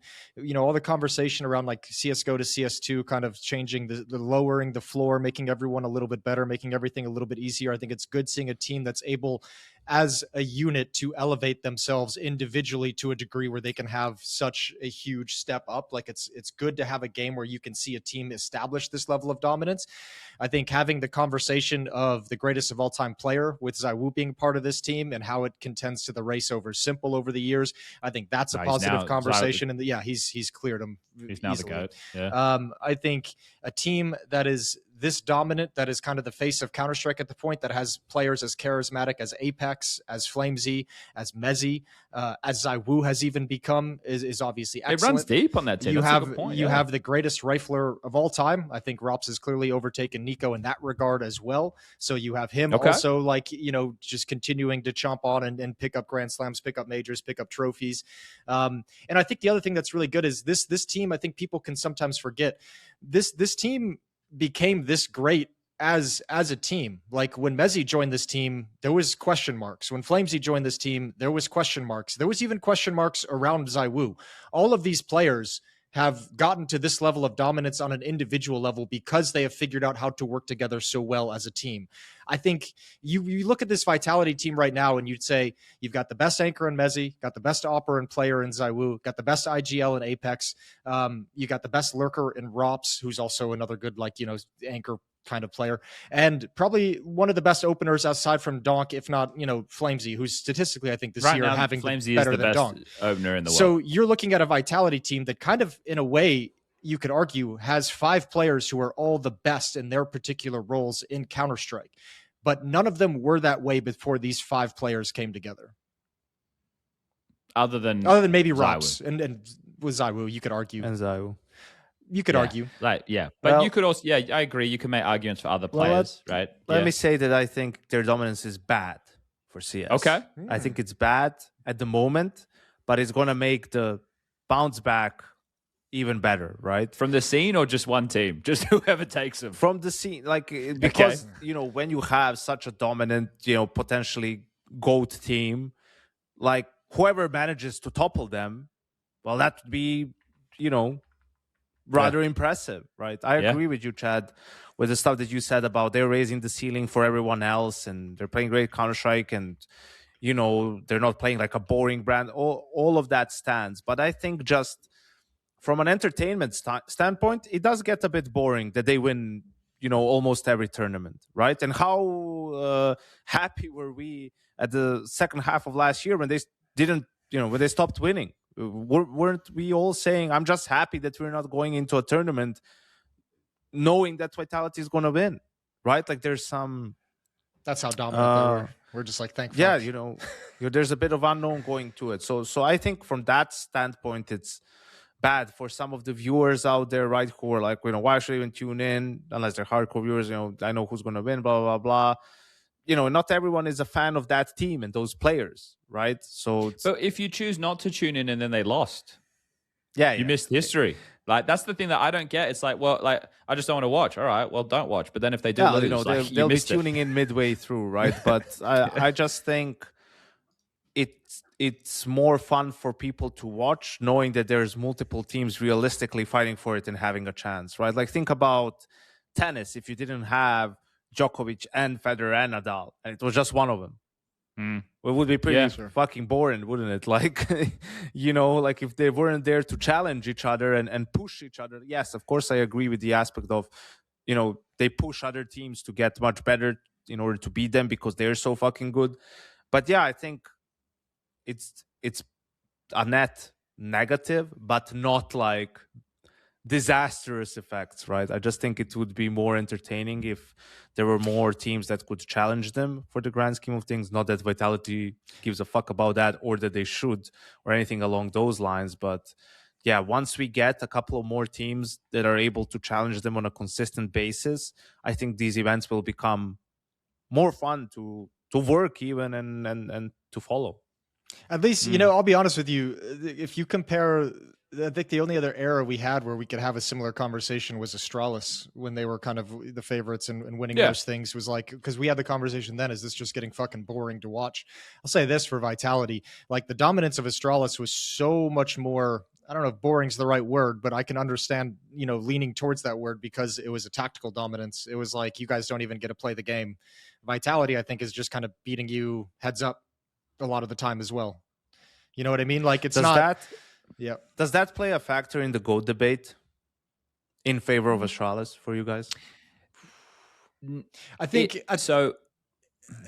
when we talked about this before, I think I described it by saying the one thing Vitality I don't think can accomplish with this lineup that Astralis, that lineup will always have over them, is the way they reinvented the actual like meta and the way the game is approached as professionals, essentially. You know what I mean? Like that elevation of the game, I don't think Vitality is getting anywhere close to matching that. That's always going to be there for Astralis, and it just depends on how much you want to, lean into that. I agree with that, but the thing is now that now we all have that information, right? Like Astralis existed and then everybody learnt from it, but the only ones who are able to master it in the modern game to the level is Vitality. And the fact that they're able to continuously add more things on a frequent basis that are like, wow, did you see how they did this? For me, it's not just for Vitality. It's not just how good they are with the utility usage. Obviously, that's one of the absolute keys of this team, right? How good they are with their nades, but also, that's situational nades. That's counter default nades, that's set strat nades. That also then starts to go, okay, well, the actual strats that they're running, how much they're able to get out of their players every time. And the thing that is probably the most impressive for me is how they are able to, you mentioned it, Jason, the messaging, but actually to follow through on this goal setting. I think one of the things that, remember when we did the podcast with Dupree, maybe he said it there or maybe he said it somewhere else, but about, not living in the moment of as it was happening, right? Not celebrating the wins, not making the most of as they were that, right? Whereas Vitality have mastered that element of it too, right? They put the messaging out there of what they're trying to achieve, but these guys celebrate their wins, right? These guys are so pointed, and I think that's the thing that they bring to the game right now that nobody else has ever done, right? To be able to be so present in the moment, to have this level time and time again. I think something that factors into the Astralis run was the Blostralis events, right? And those events, we know there are only 6-team events. Like the closest thing we have that today is a Rivals event, which I'm not that hot on, to be completely honest. How many ECS finals or DreamHack Masters has Astralis won? It's a great question. I don't know. Yeah, Probably why the fuck would you know? Right? How many Pro Leagues has Vitality won? Who gives a fuck? Right? Like if in these debates, we care about 3 majors, we care about Cato and Cologne and Grand Slam, obviously, because it's sort of a continuation of these things that we talked about, right? Like that if we're talking about greatest of all time, it's like, how good do you do on the biggest stage? And sure, Astralis has never won Cologne, right? True. And Vitality did, but with Spinks, not with Robs, so not with the current iteration of the roster. They did win Cato sort of twice, one time Cato, one time Krakow. Like there's all these things that then get into the conversation, but also something that just crossed my mind is, because you were talking about, Jason, they have the best this, the best that. Like Astralis didn't have that.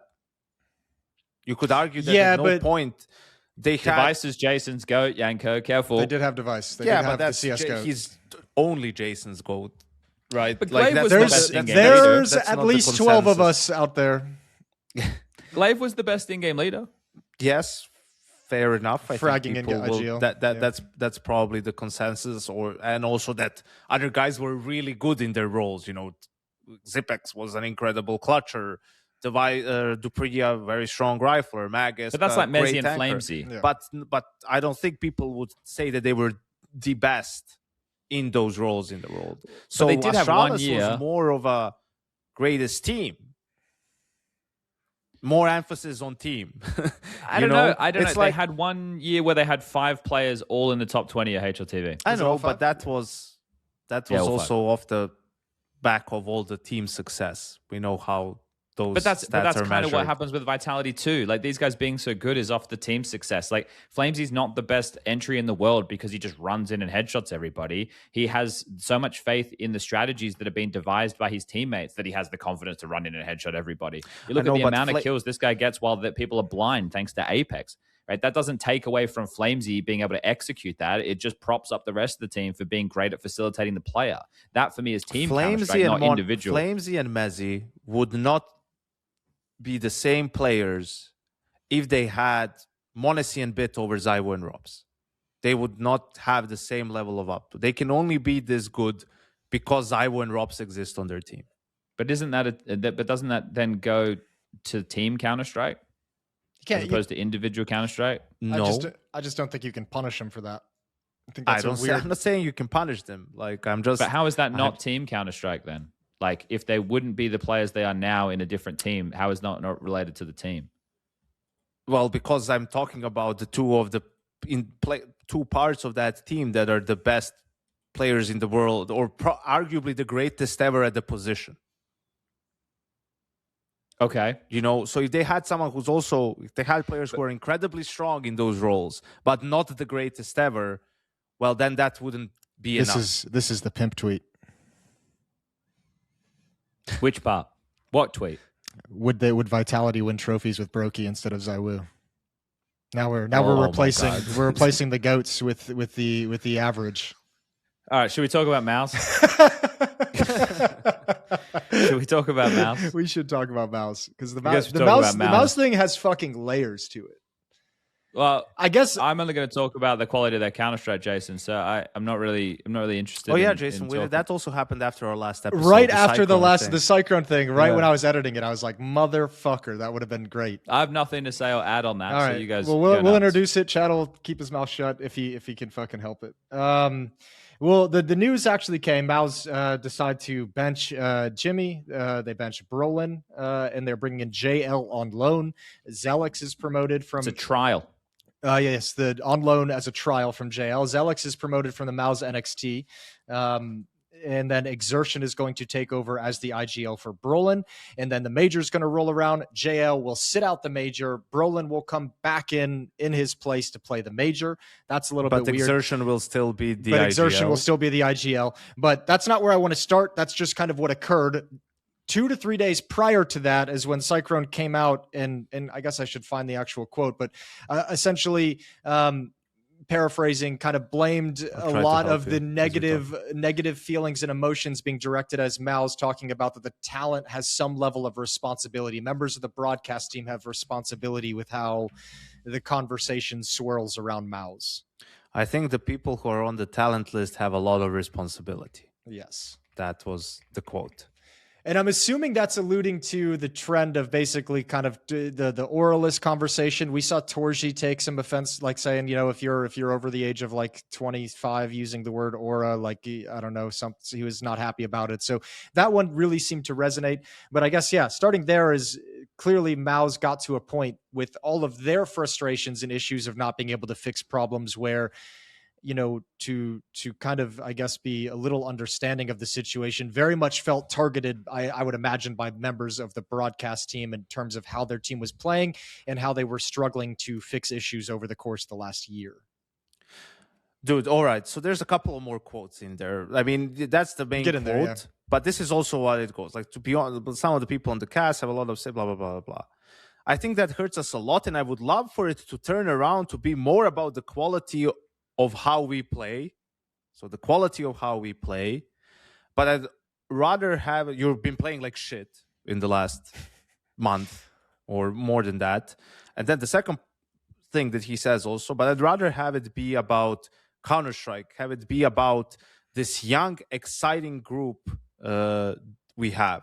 You have a young group, not an exciting group. You've stopped being exciting 9 to 10 months ago after you lost Cologne final 3-0, after you lost in the semis of Bounty to Spirit again, I think, or Mongol Spirit or Mongols. Like, you stopped being exciting a long time ago. And that's why people boo you. And that's why we as talent bring it up, because you didn't make changes during the player break where it was obvious you had to make changes. And now I'm not saying that you didn't try to, right? And that things maybe happened that you didn't end up making them and you wanted to, but for whatever fucking reason, you stuck with the same roster that failed to win a tournament outside of Cluj where Vitality wasn't there all of last year, while we had a plethora of teams win events. FURIA, G2, Mongols, Spirit multiple Falcons. Times.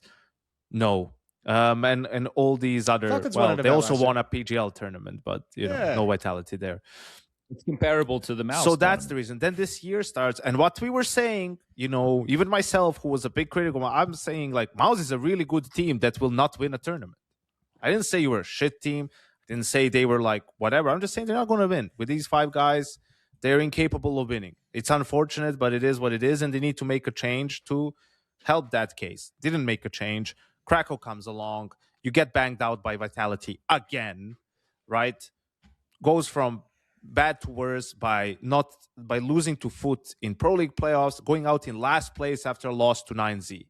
And I don't know why he was so up in arms about this, because obviously at this time he already knew that they were making 2 changes.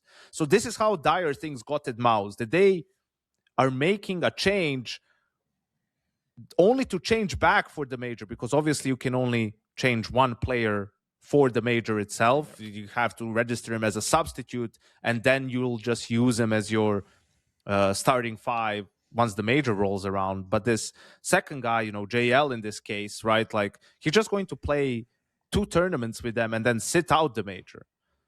So that's how bad. We don't even know if they want to keep him for JL, right? Yeah, it's just a trial. That's how bad things got with your Counter-Strike and with the excitement around your team, that you had to make 2 changes, and I also don't get, why didn't this happen 10 days before? Like, what happened from when Blast ended to Rio starting, right? That they couldn't have announced this change and made this change beforehand so they could use both players for the major.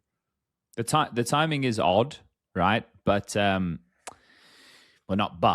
timing is odd. It's painted them into a corner, unfortunately, like with their options. So the rest of the season, it's not a write-off, but them being a playoff team, that's now up for debate depending on how this works. And then if you start getting into the roster changes themselves, but this is the thing. There's that side of it is outside of the Sycrone statement. I think, and just one last thing, Chad, sorry, but also this shit with when they made the changes in the statement of it's not Brolin's fault whatsoever, it's not Jimmy's fault, just some changes had to be made. It's like, why are you doing this? Clearly you're putting some of the blame on them because they're the players you're replacing. They're the ones who have to sit out. I understand. Just make a fucking generic statement in media. Thank you so much for your time. Sorry things didn't, blah, blah, blah, blah, blah, blah. Great guy. Stepped up for us when it needed, they love going out of their way to praise these players and talk about the love and the bond and all this bullshit. Bro, you're benching him at the end of the day. You're not family. You're his coach and he's your player. And you feel like you need an upgrade at his position, so you're benching him. That's how the world works. That's how this shit works. There's no hard feelings there, give me a fucking break. There's a point of this though, Yanko, and I think if the statement that you guys were having the quotes from, and then the statement that you're talking about now, there's a key theme of this, which is obviously he's the coach, so he wants to do what he can to protect these people as his players. But there's also air of this as well. I don't know if you have it up still, Jason, but it's at the I think it's at the bottom. I don't remember exactly, but it's to do with, like these guys are, they're young men, they're Counter-Strike players, da da da da. This is where the community sentiment, I think that's the bit that he's trying to ward away, is because he sees the impact that the community sentiment has on his players, right? And I think that's one of the things that, with what he's saying, he's trying to quell. That's why he's drawing, I believe, attention to the people on the broadcast to say that you've got a responsibility for how that these players are perceived and treated them by the public. Oh, give me a fucking break. Why don't these orgs start fucking training these players to not read social media? Like, why are you reading comments, random comments, like, but they're not reading social media if they're going into every arena and getting booed, right? But I don't think, so I'll say this, I don't think that anything that we will have said on a podcast is responsible for them getting booed. I am as shocked, and apparently I shouldn't be, again, comments, I read after the whole thing happened at the major, right, and they walked out and they were getting booed in Torji's home country. Yeah. I was baffled. And then the comments are like, man, you Australians are so fucking stupid, man. Don't you know geography? It was mainly Polish people there, man. And I'm like, well, I had no idea that was the case, actually. I didn't look at demographics. that I didn't stand on the gate and take the fucking the census of where you were from. Yeah. I just assumed that a major in the home country of a guy of what is a top 3 team of last year would probably get some level of cheers, and that didn't happen. I don't think we're responsible for the fans not liking the team. I don't think that's our responsibility. I think if he's saying, perpetuating the negativity against them, I can get on board with that, but the community sentiment already existed. And hey, for me, I'm not the one who told the crowd to go fuck themselves. No, to fuck off. That was I think Torji. You should have doubled down. That was Torji. That wasn't me. That was him. I'm sorry, but people don't forget that shit. Like, they'll use it against you. They'll try to tear you down. You think an 18-year-old football or basketball player gets less hate than a Counter-Strike player? You don't think he gets hateful messages all the time? I don't know. I know nothing about basketball. We're in a little bit more in an online arena. 3-pointer. Right, swish. We're in an online arena, so people get shit all the time, and you sort of have to be on social media in some extent. But why don't you train these players to have fucking thicker skin?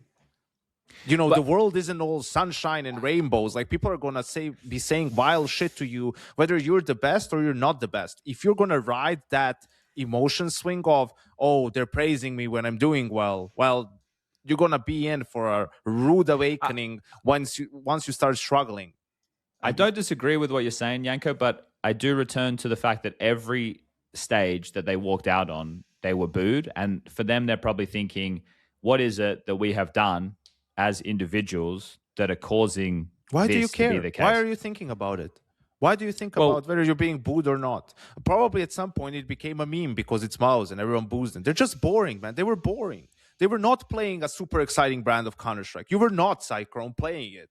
You're lucky that JAME exists and other teams exist that with the amount of saving that they were doing on CT sides, right? Like, I'm not saying, like, you're playing the percentages. It's smart. It's good, but it can be boring. You don't have your players shit the bed in playoffs. People want to see exciting plays and good plays and players pop off in playoffs. You didn't do that. They have no aura outside of it, as we've seen multiple times. Like, there's not a lot to cheer for there. If anyone has been praising MOUZ and trying to build them up at the beginning, it was the talent. Because we do focus on the game and we say this team is playing really well. They actually have the highest floor. Like, we've said that multiple times. MOUZ has the highest floor in Tier 1 Counter-Strike. But their ceiling is also lower than other teams. And that's the problem, right? Yeah. I don't know. I don't even care. I got like heated about this. It's not because he was bringing up, like, I don't care about that side of it. I care more about all this other shit where it's like, that's not up to me. Yes, bro. Chat in front of the cars. Someone is breathing into the microphone, and it's not Yanko because he's talking. So it's me. And it's not me. So, Jason, it means it has to be you. But I just wanted to, you had a bit of a nose whistle. I just wanted to get in there before the viewers do, okay? Just wanted to get in there. All right, give it a go again, Jason. Try and breathe again. Still there? Okay, it is Jason, but I'll that's step fine. back. It's Step back. okay. Sorry. No, it's fine. I know. I just wanted to save you the comments. All right. Maybe Yanko's whole thing was getting me emotionally intense. I was breathing. I was getting. You haven't really said anything on this, Jason. Where do you stand? I've been letting it fly. I've been letting you guys go nuts. Okay. I don't know, man. Like the Sycrone thing, blame member of talent is fucking stupid. But you know, I don't.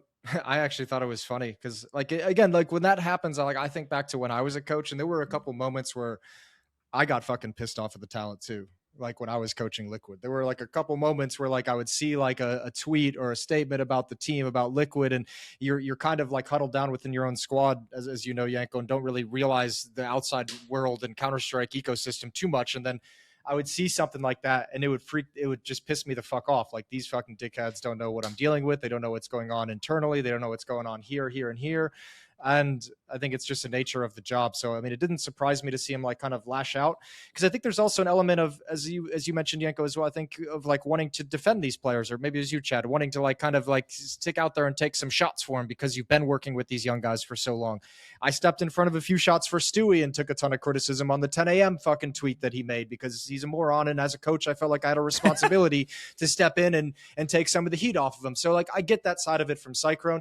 I think, you know, trying to pin the lack of interest and lack of excitement around this team on our statements is just silly and stupid, but whatever. Yeah, it's just not a fun team. It's so weird to me, like the timing of when they want to make these statements is like, why are you saying that and then 2 days later making like these huge changes? Yeah. Like, if he had said that earlier in the year. Right. It just seems silly. And it's like, same with the Torji thing. Like, why are you going out and telling the crowd to go fuck itself? And then 2 days later being like, oh, why the fuck are they booing me? Like, guys, like, you know, there's a time and place for some of this shit. So, I mean, whatever. You know, they needed to turn the corner one way or another, right? And it was clear that they weren't going to embrace actually being disliked, which I think is difficult to do. To be like, oh, people actually don't like me, let me embrace that. It's not an easy thing to do. I think it would have been something that would have actually made them better. They needed to do what Karrigan did with Heroic, which was the us against the world. But they never did that. Cool. They just wanted to ride out the idea, and that's you fine, need Aura to do that. It's not.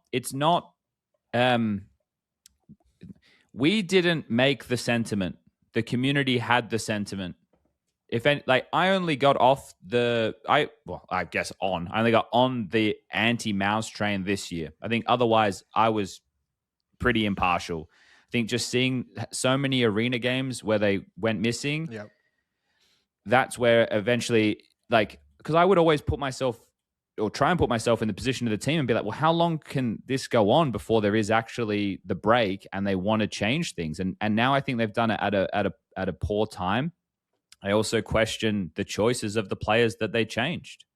Well, I will say though, I don't care. I think they could have brought like a fucking washing machine in place of one of the players. It would have been an upgrade. Like, any change, any change. I don't know. It sounds better in Serbian, man. Or a cone, you know. Wait. Can you say it in Serbian really quick? Say it in Serbian.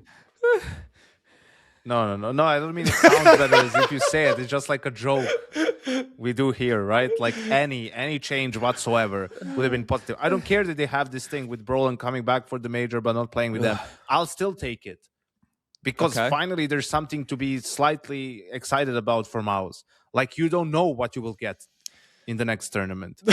You know?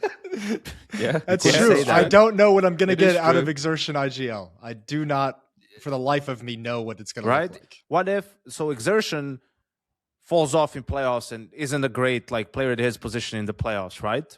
But if you put him in an IGL role, how good of a fragging IGL is he? You know? I hadn't considered that take. My angle was he already suffers from the pressure in the stage games. How's it going to get better now that he has even more responsibility? Like, I know that he was calling round openings and stuff before. That was one of my critiques with MOUZ last year, was that I understand that Brolin's there as the leader, but with the positions that Exertion plays and Torji being the AWP, they're the ones who are calling the majority of the openings, right? Yep. And so, look, it doesn't. I don't know if this makes them. I don't think it makes them better. I don't know. I don't know. I don't know. It makes them more exciting. So now they they're got a young, JL. slightly more exciting group. Can I ask? JL's got a personality. Is this organization allergic to signing IGLs? Like, I know they're not exactly growing on trees out there, but like, this is now back-to-back IGLs where you're kind of like roll the dice on a rifler being able to make the transition. I think it's one of these scenarios where they will just get to test exertion in this position in 3 events before the end of the season, and there are going to be clear changes once the season comes to its conclusion, right? Yanko just touched upon Kixon, but there's going to be a lot more shuffling going around by the seams of things, especially if the status quo doesn't change. So I think it's better that they don't tie themselves down by grabbing an in-game leader now and wait until the major to see what's possible. It's surprising to me that they wanted to stick with exertion, considering his inadequacies in arena games, and get rid of Brolin, who I think is one who does actually put up a bit of resistance in some of the tougher games. So that's where I'm a bit perplexed about it. And originally, my understanding was when they removed Shuey, it's because of a clash between, not like an argument, or I mean, not like they hated each other or anything like that, but in terms of positionally and how they saw the game.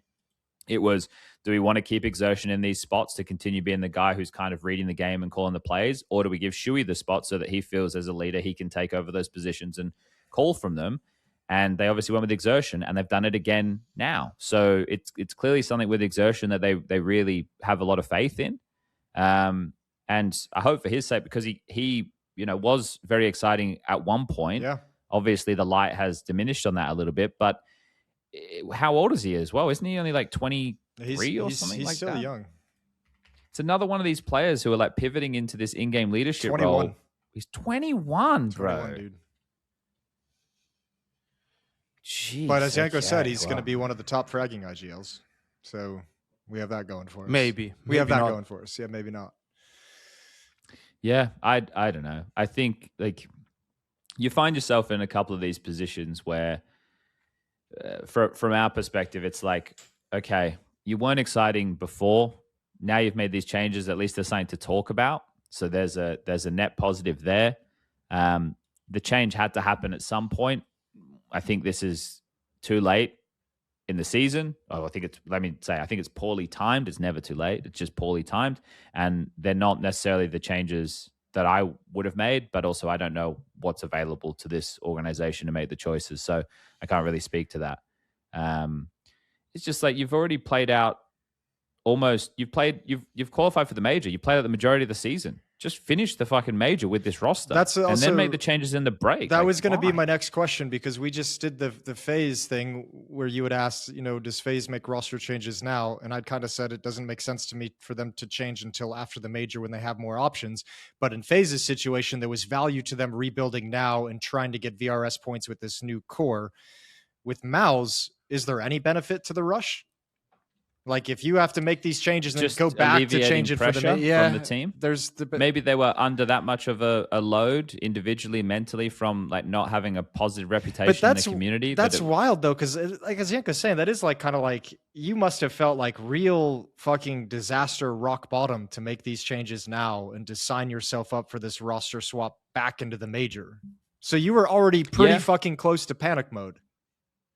Well, that's it. It does feel like it's come. Not that it's come from nowhere, that it's just come at a time where it doesn't make sense. Yeah. So I don't know. I just find myself very perplexed with the whole thing. But they do have a good track record of promoting players from the academy. So Zelex getting a call up is exciting, right? You can't argue with that. MOUZ have had a pretty good track record with that. So look, it's the end of that chapter. We'll see what the new one has. I really don't have too much to add around the conversation, really. I just think, if the code, like, if Sycrone's going to say something like that, he should be more direct. If you're going to go to that degree, just start like talking about the individuals and what they're saying and what you have a problem with. Don't be so ambiguous with it. You're talking about a large group of people.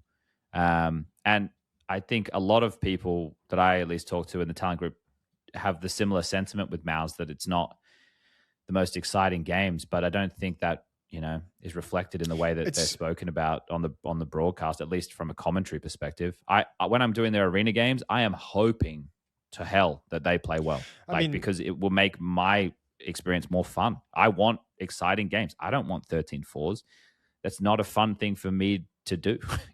I want to have a good time like everybody else. It's a bit of a shame. Yeah, their playoff games are just like, I feel like plays don't even attempt to get. I think having this conversation with Dinko, I was like, when was the last time we casted MOUZ and we like tried to like hype up Exertion? Like, I feel like I haven't like casted a MOUZ playoff arena game in some time where we used to go. Remember, like Exertion used to make all those crazy dynamic plays, like jumping up into window, getting a little crazy in con. Those don't happen anymore. Feels like they're just so scared of making moves. He made a couple plays. He was one of the only players who were making moves when I was casting against Spirit. It's just it's somewhat different every time, isn't it? It's like this one guy showed up today willing to make moves, but no one else did. And now next event, it's Jimmy and Exertion's passive, and then it's Exertion's active and Torji's passive. It's just fucking strange. Yeah. Do you see that guy punch that guy? Actually, he slapped him. Yeah, I did. He got a lifetime. You ban. liked that, Jason, didn't you? I know. I don't really know how to talk about this in public because obviously you can't do it, and you should get banned. But on some level, some Jason, part of me thought it was just kind of funny. It's not, but you can't do that once a game is over. No. It's terrible. You can't do that as the loser either. You should have done it during the behavior. game. But my point being, like, if you win, you should be allowed to punch someone in the face. No, it just looks really. It's like the biggest sore loser thing ever. Yeah.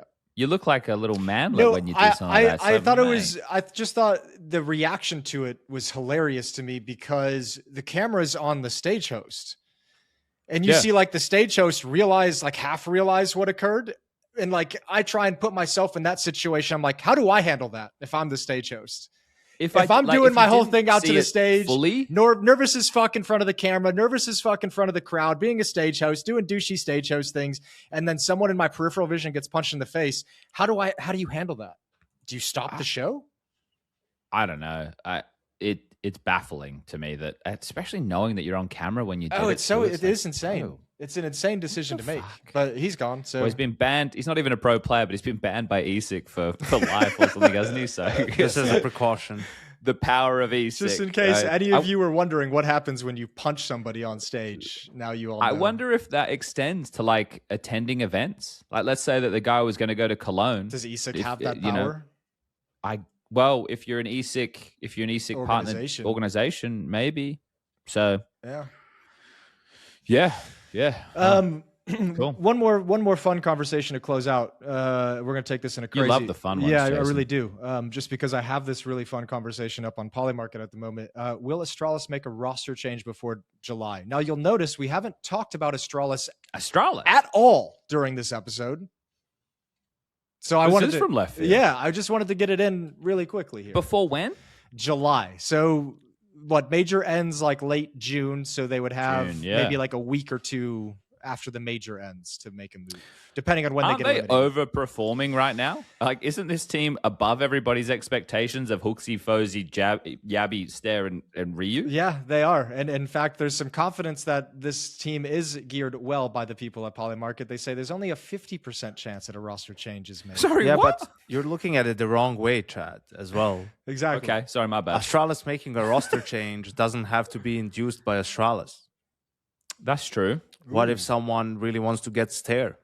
Ooh. Okay, well, I was going to ask who would be the player that you would be the most interested in getting. So you think, okay, who would be interested in getting Stare? I think either Stare or FUZY because, with the way Oppers have been playing, if he has a couple of more good tournaments, if he shows some consistency, and people will definitely look at him a bit closer. And they'll be in Rivals. Stare has done everything. I mean, he's played all the different kinds of spots, support, anchor, star. I think I always liked him. I mean, going way back, I was calling for Astralis to get him while he was still on Sprout. He's only 21 still. I think he can still get better.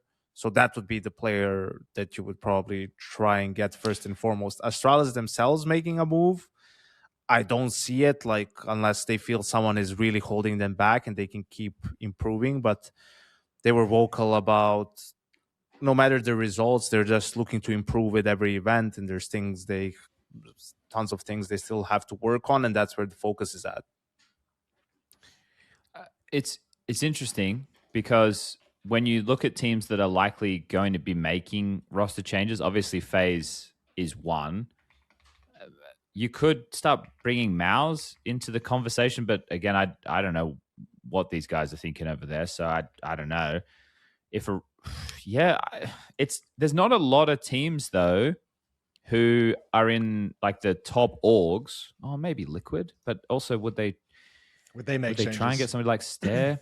Because like Astralis with their new management or ownership probably don't have the same money and leverage as the old one. I wouldn't imagine. That's me talking out of my ass a little bit, but I think it's a bit more of a ma and pop shop. I think as you Americans say. Yeah, that's how you say it. I say. But yeah, I agree with Yanko. I don't think that they would Does a coaching change count as a roster change? Oh, that's a great question. Define as player listed with status of starter. Okay. Yeah, I agree with Yanko. I don't think they would choose to make the change. But let's say FaZe came knocking and were like, "We'll give you a couple of $100,000 of a buyout for Stare." Then you might be interested. Yeah, then you might right? be. You might be interested. Okay. Like it. Yeah. It's not huge on my list of things I was thinking about on this Thursday afternoon at 3:13 p.m. And that's why I brought it in. I wanted to give you a curveball in the afternoon. Yeah, okay. Yeah, slam dunk or whatever it is, right? Yeah. Home run. Exactly. Knock it out of the ballpark. Speaking of ballparks, I need to go get some breakfast. Hallelujah. Sure. Hallelujah. What are you making? You're a smoothie guy. Might do a smoothie. Might make some eggs, little scrambled eggs. Live a little. Yeah, might get crazy. Throw some cheese on there, maybe some chopped chives just for a little extra flavor, a little zest.